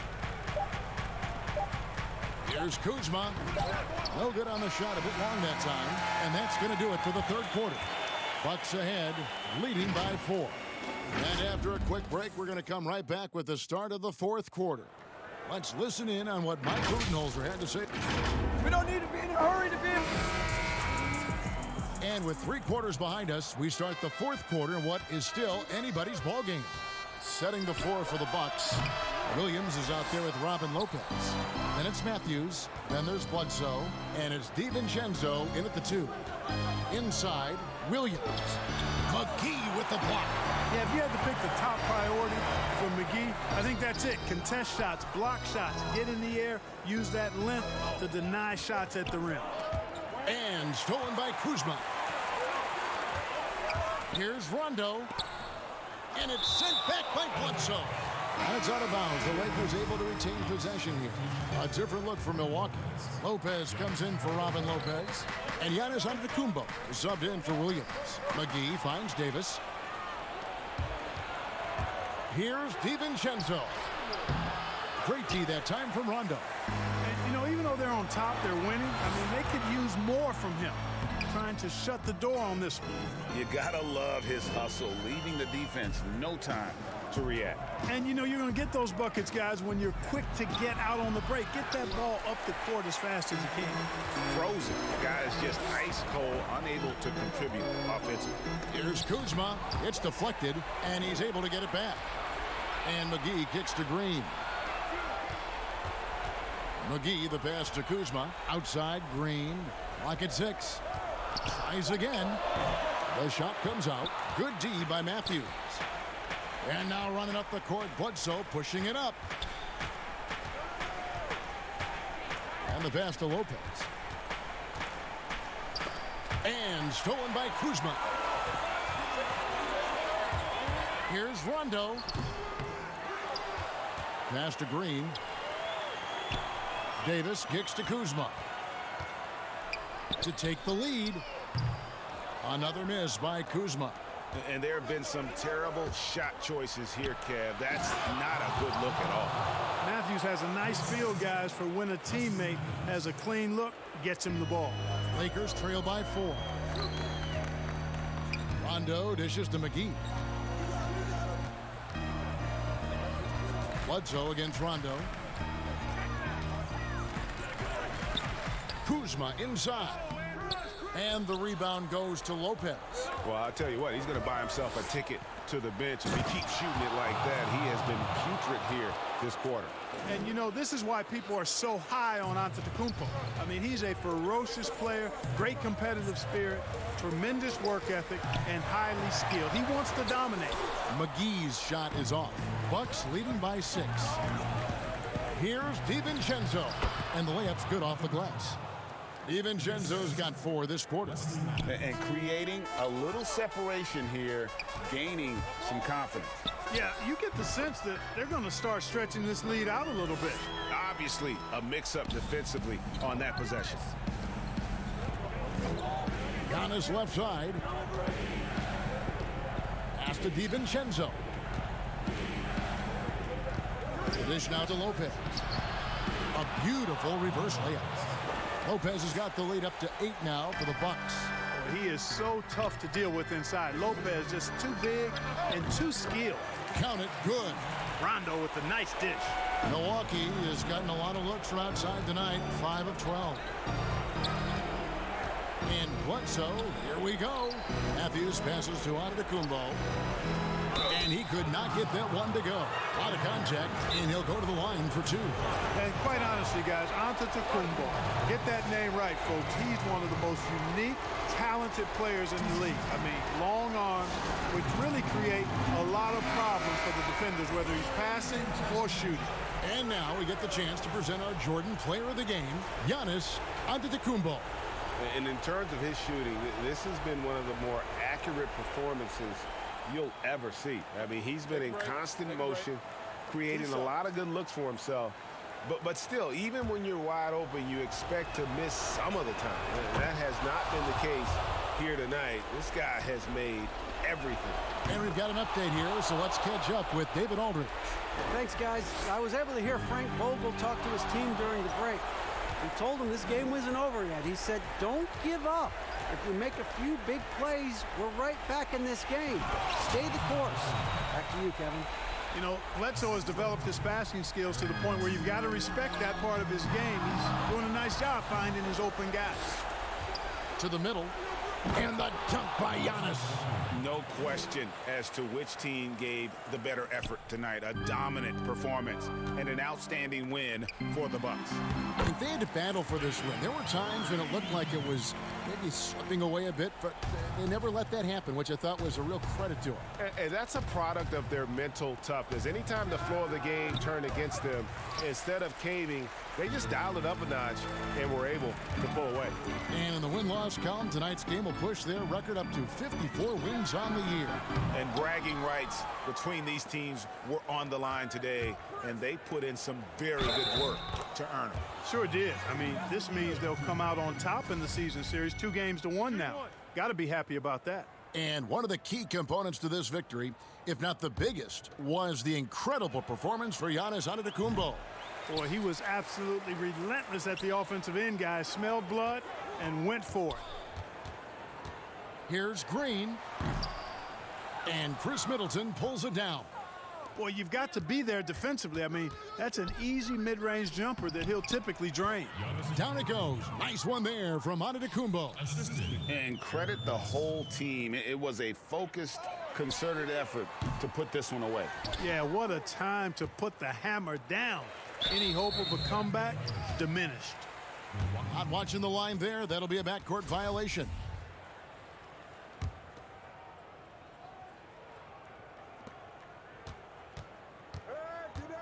Bledsoe against Bradley.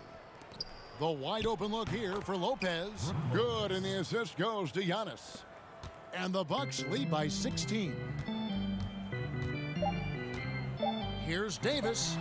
Plenty of room to knock down the shot. Whatever the defense gives, that's what he takes. A sign of a skilled offensive player. And so it's the Bucks taking care of business in this one. And in the win, a comfortable... All right, David, thank you. Thank you for joining us. That'll do it for now. For David Aldridge, Greg Anthony, and Clark Kellogg.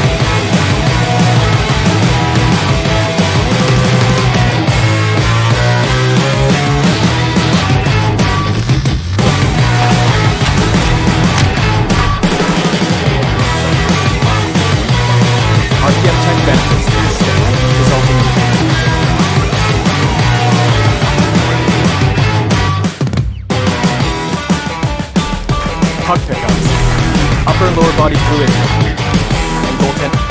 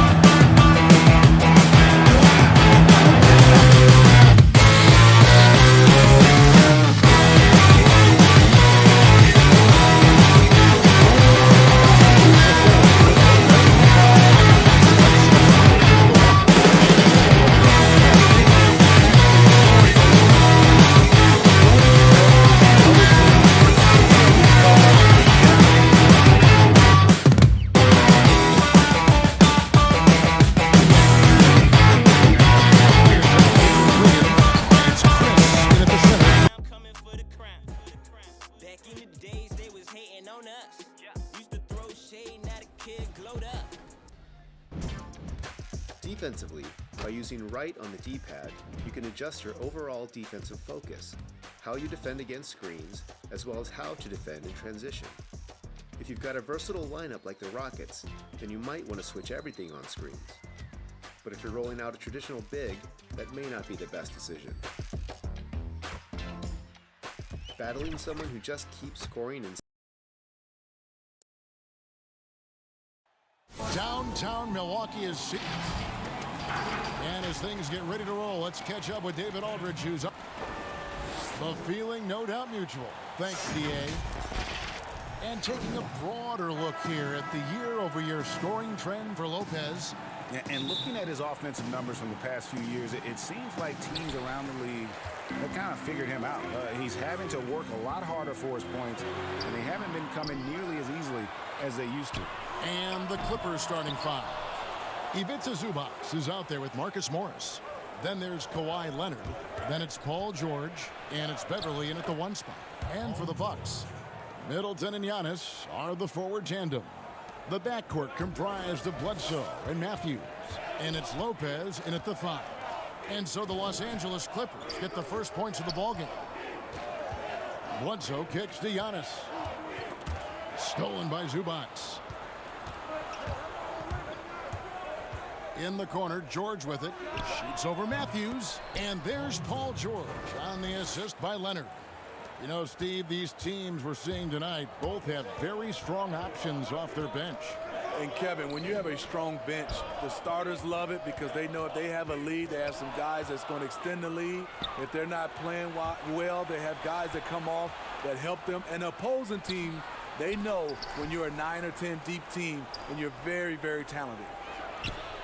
Triple from the wing. Beautiful stroke, a direct result of all the hard work Leonard's put in. Bledsoe kicks to Giannis. And so Milwaukee again turning it over. This is what we talk about, valuing each possession, avoiding those kinds of mistakes. For Los Angeles, they've gone 3 of 4 from the field to start out the game. Here's George. And he gets the whistle. 2 free throws coming up. Yeah, way to play in attack mode and get to the line. A big key to the Clippers' recent surge, the development of Montrezl Harrell. His activity and his ability to score have been infectious for this team, and he also can be very intimidating. Now here's Bledsoe. He's been playing a big part of their offensive scheme, averaging around 15.5 points a game. Outside, George. And the layup falls. George has got 7. And the Clippers getting Harrell in that Chris Paul deal. Turned out to be a decent trade for both teams. You're totally right. The Rockets already had Capella. Harrell was sort of a redundant in terms of skill set. And you can only have one rim runner on the floor before you began to compromise spacing. The ball movement on this run has been fantastic and is a big part of why they've been able to get these good looks. Leonard, the pass to Morris. It's good. And their offense already in a flow.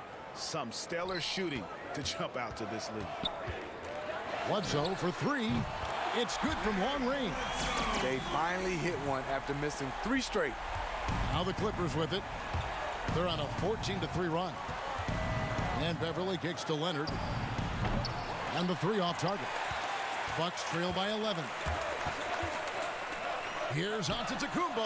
From the high post, he drills it. And likes the view from there. He's a strong mid-range shooter. And with that height, he can get a clean look on any shot at any time.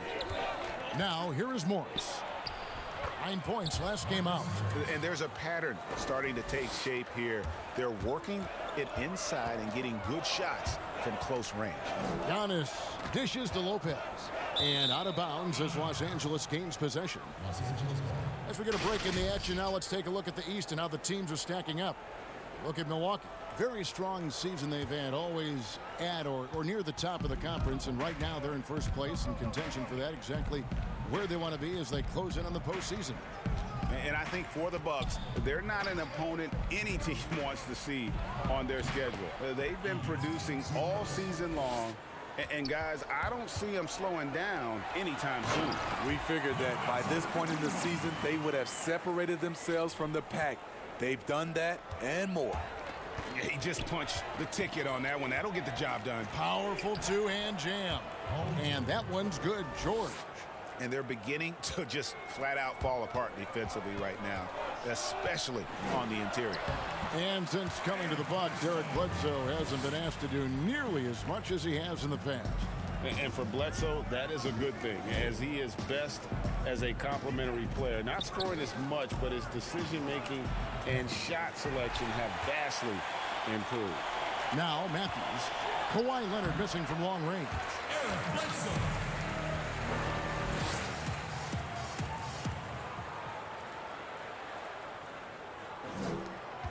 Los Angeles leading by 9. Beverly the pass to Zubats.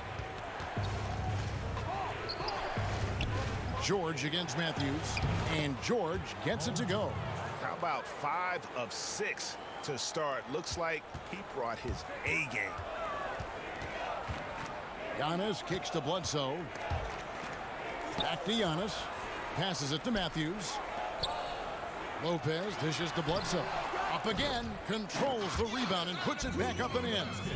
And those second chance points really become almost like bonus points when you can get them. In the corner, George with it.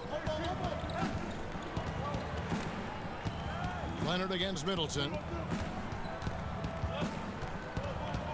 Outside Leonard. And the basket is good. Leonard's got 7 points in the game. They've been excellent so far, coming in with a well-balanced attack. And so it's the Los Angeles Clippers. Their lead at 11 points to end the quarter. They're pounding the ball inside, and that's where they've gotten their best production tonight. Right back after this break. And so far through one quarter, it's been a lopsided game. We'll see if that changes here in the second. And a comfortable margin here for the Clippers guys. Well, they used the fast break to generate some easy buckets before the defense could get set. You know this, the team that dictates the pace typically rules the roost. We see that here early on. We've got Ilyasova. He's out there with Robin Lopez. And it's Connaughton in at the small forward. That's the group for Milwaukee right now. Fires it up. It's hauled in by the Clippers.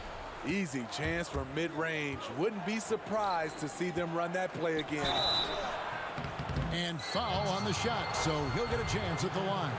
And with Reggie Jackson at the point, you're going to get more of a score than a playmaker. And that's okay, as long as you plan for that with your system.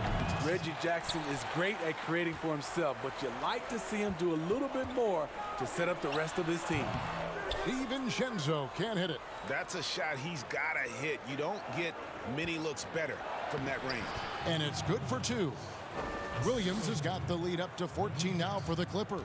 They should continue to get the ball inside. The defense struggling to contain them.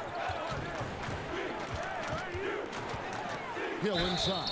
Jackson on him. And he's fouled pretty hard on that shot, but he's got the chance to pick up the points at the line. George Hill, you know, he's one of the more versatile guards we have in the game. He can defend ones or twos, one of those players who can fit in on any team in the league. Well, George Hill, the veteran guard, doesn't produce at the volume he once did. Still, he brings a lot of value to a team. Lopez against Harrell. No good. Shot missing. The Bucks go the other way with it. To the inside, Ilyasova uses the glass to finish the layup. And they've done well at taking advantage of some late defensive rotations and getting the ball in the paint. Williams inside. His numbers are looking pretty good. He's got his scoring average up around 18.5 points a game. And for Hill, Greg, he's a great veteran leader who brings value to a playoff-bound team. You know, Hill has a game that is effective even when he's not scoring. His leadership and defense will make him a welcome addition to any roster, even as his numbers fade. And Matador defense, that's one of the easiest shots he is ever going to see. And this is what happens when you start to break your opponent's spirit. The resistance is no longer there. Rare for him to get a wide open shot from mid-range and fail to connect. And out of bounds as the Bucks gain possession. And let's check out a breakdown. Looking at some stats for Morris. And guys, it hasn't been pretty for him in the past 5 games. He's having one of those scoring slumps that all players go through at some point in the season. But I know he hadn't lost his confidence, and I expect this young man to get after it here tonight. Marvin Williams is checked in for Milwaukee. Korver comes in for Pat Connaughton. Los Angeles leading by 8. Williams passes to Jackson. Good D by Lopez. Looking at Los Angeles, they took the win in their last game against the Warriors in San Francisco. The gravity of Kyle Korver drawing defenders and finding the open man. Here's Williams. That's good, and he's now 3 for 4 from the field. Coaches talk about young players needing to experience the playoffs to understand that level. Smitty, why is that so hard to simulate without going through it? Kevin, reason why is in the playoffs, everything is taken to another level. Also, you seeing this team night in and night out. They know your plays. You know their plays. It comes down to just execution, and you can't have careless turnovers or those brain freezes you have in the regular season. The Clippers shooting their 5th and 6th free throws of the game. A different look for Milwaukee. Antetokounmpo's checked in for Lopez. Chris Middleton comes in for Dante DiVincenzo. Eric Bledsoe is subbed in for Hill. The Clippers also changing it up. Marcus Morris is checked in for Green, and Kawhi Leonard comes in for Jackson. Well, Greg, this is the 15th season for the veteran Marvin Williams, former number 2 overall pick back in 2005. And even though he has never been an all-star, Williams has always been a contributor to teams. Still can give you good rebounding and scoring in a variety of roles. Los Angeles making a switch here. George is checked in. Korver passes to Williams. Over Morris. The shot by Williams, no good. Clippers leading by 5. Here's Leonard. No good that time. Great D that time for Middleton. Here's Korver. His second shot goes in, off to a good start, 2 for 2. Kyle Korver is dangerous in transition. He has a quick release. George against Korver. Pass to Harrell. Outside Williams.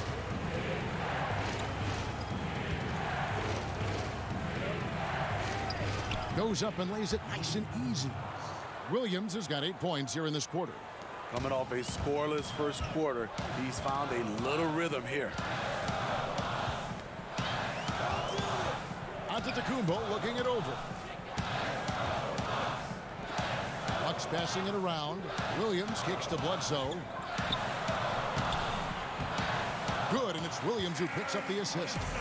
And that's now 9 points for Eric Bledsoe. Well, we've seen that movie a few times, haven't we? An easy bucket in the paint. George, no good. Decent look from mid-range, but there may have been a better option for them in that set. Bledsoe for 3. It's hauled in by George. Right side, Leonard fires from deep. And that'll do it for the first half. A competitive game so far. The Clippers on top. Up.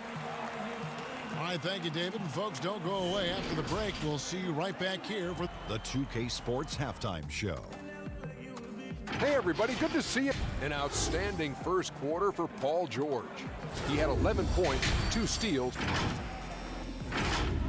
Thanks for joining us, folks.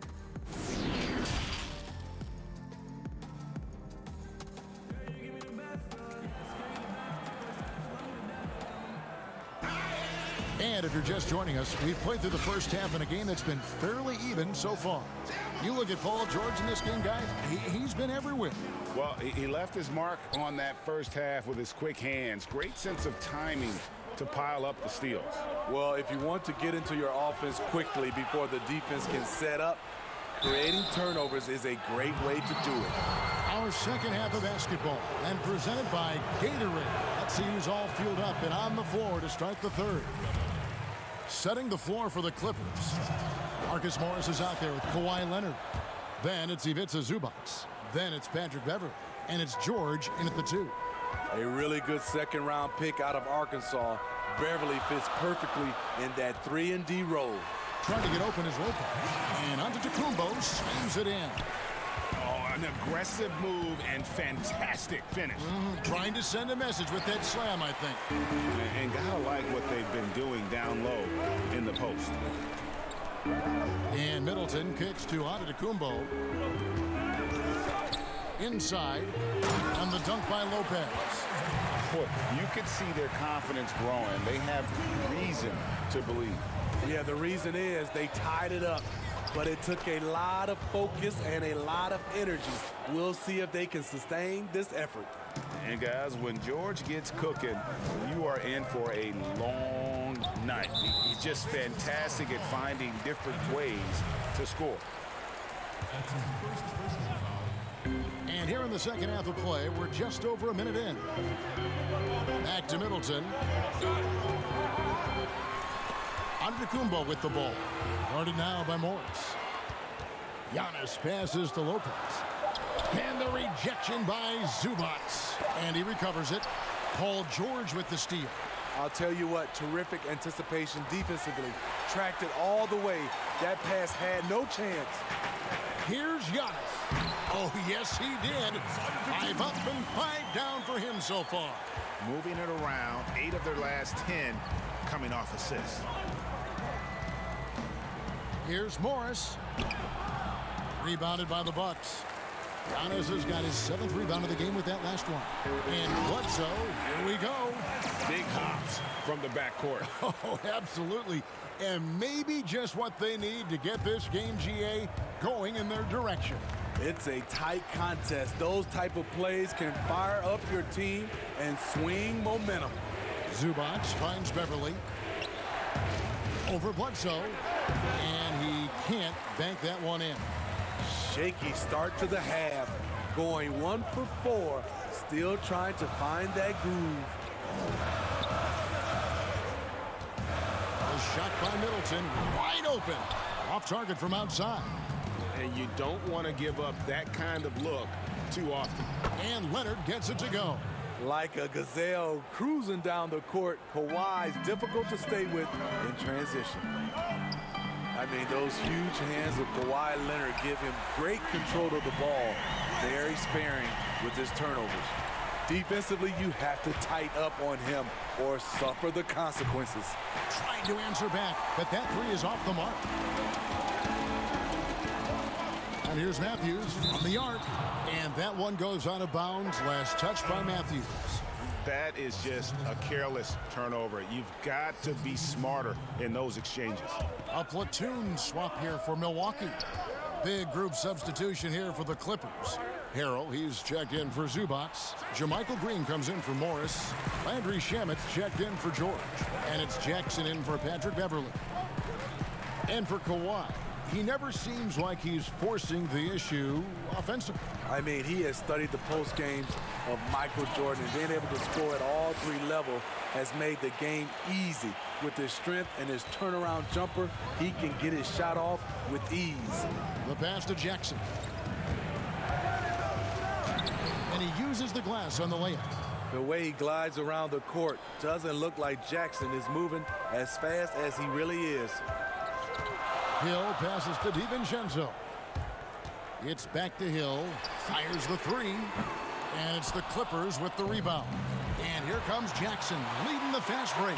And KAWAI Leonard with the slam. That's the leadership they're looking for from Jackson. Staying patient, surveying the court, locates the open man. Hill against Jackson. Hill kicks to Ilyasova. Good, the assist goes to Hill. Ilyasova's got his second bucket of the night. In the mid-range, rarely the hallmark of efficiency in today's NBA, but it is on point tonight. Got to recognize the situation, trying to get a 2-for-1. Absolutely, but at the same time, you want to get a good shot. From that in-between range, they've been the much better team.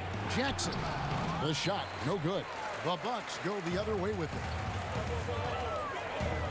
Ilyasova finds Lopez. Here's Hill. We've got 13 seconds left to play in the third. Good work there as it goes. The vision from George Hill. Very careful with the ball. He makes the easy play. Here's Jackson. Rebound, Milwaukee. Ilyasova's got his fourth rebound with that last one here tonight. And so it's the Milwaukee Bucks bringing the quarter to a close with a 7-point lead. We're shooting the ball so well in this one. A great performance from the field. We'll return shortly. And let's take now this moment to bring up our State Farm assist of the game. Just true artistry right there. I mean, great decision on where to go with the ball, and how about the perfect delivery? Execution. This is what you practice every day. These guys are professionals. Beautiful play. The fourth quarter has arrived. So good to have you with us. We've got Ilyasova. Kyle Korver is out there with Marvin Williams. And it's DiVincenzo in at the 1. That's the 5 on the floor for the Bucks. Clippers trail by 7. Outside Williams. The Clippers keep it alive. The shot, no good. Milwaukee's gone 3 of 7 tonight from three-point territory. Here's DiVincenzo. Williams with the ball. Leonard picks him up. Williams passes to Korver. 5 to shoot. Here's Connaughton, and right on target. Good. Connaughton's got the lead up to 9 now for the Bucks. Really, really good possession there. They've never lost their focus, even as the game's gotten tight. With their lead starting to stretch out just a little bit here late, they're in a prime position now to wrap this one up. And they have built their advantage on the scoreboard here by doing all the little things. And he just dangles from the bucket after sending that one through. And you can see which team has the swagger right now. Here's Shamet. And it's off from three-point range. Milwaukee leading by 11. Pass to DiVincenzo. Fourth quarter now. We're about a minute and a half in. 2 free throws coming up, and they call the shooting foul. That's on Reggie Jackson. We see it all the time, Smitty. The league doing more to protect the landing zone of shooters, but for some guys, they're using that forward momentum to change that landing spot. What do you think of that? Kevin, this is a great debate, because as an offensive guy, I know you see a guy launching, I might change my shot and start to go forward just in case I can get a foul if it doesn't make the shot. This is a tough call to call. It's going to be like the charge block, I think, in some years to come. Here's Bledsoe, and the rejection by Harrell. Here's DiVincenzo. It doesn't go for him. Excellent D there from George. DiVincenzo with the rebound. Bucks leading by 13.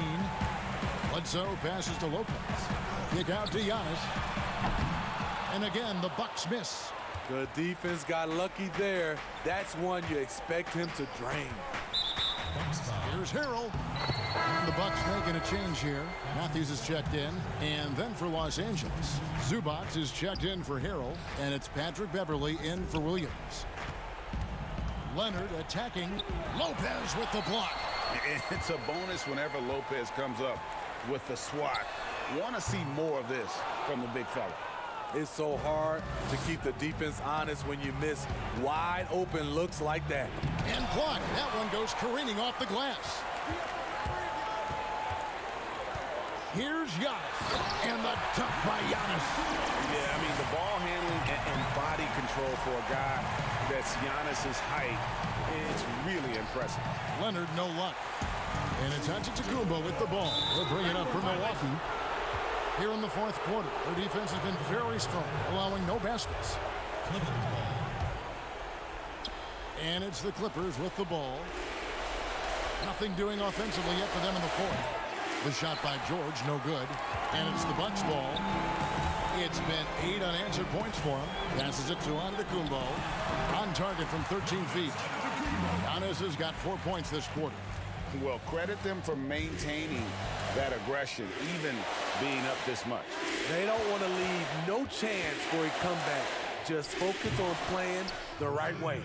That's a high percentage look when the D doesn't fight over the screen. Reason why it takes extra energy to do it. You have to trust your defensive rotations, but it's worth it.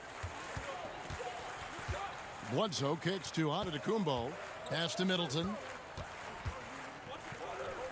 Matthews dishes to Middleton. Down to 5 on the shot clock. Unloads from 9. That one off the back iron and out. Clippers trail by 15. And this is going to end in a lopsided victory. I love the tenacity and aggressiveness as well as the ability to close. You really got to give it up here for the Bucks. You know, a team can have a great shooting night without getting a lot of assists, but tonight they had both. Yeah, and listen, you only get the assist if the guy you give it to makes the shot. So a lot of assists will up your field goal percentage, but this was a great team effort by everyone. And in the win-loss column, tonight's game will push their record up to 54 wins on the year. They were really smart in the use of that game plan tonight. Used it in their first 2 games against this team, which equaled to 2 wins. And what a tremendous standout performance it was for Giannis. I thought he did a good job of filling out the defense early on. Then once he found his groove, he stayed aggressive throughout. Taking no chances. They go on one last run to seal the deal. Not messing around at all. They were focused, relentless, and they got the job done. And Matthews kicks to Lopez. Here's Bledsoe, and another basket for Milwaukee. Impressive job by the players, coaches, and don't discount the impact of these fans. They gave the team tremendous energy tonight. The fans were fantastic. It was a true home court advantage. Thank you, David. Great interview once again. And that'll wrap.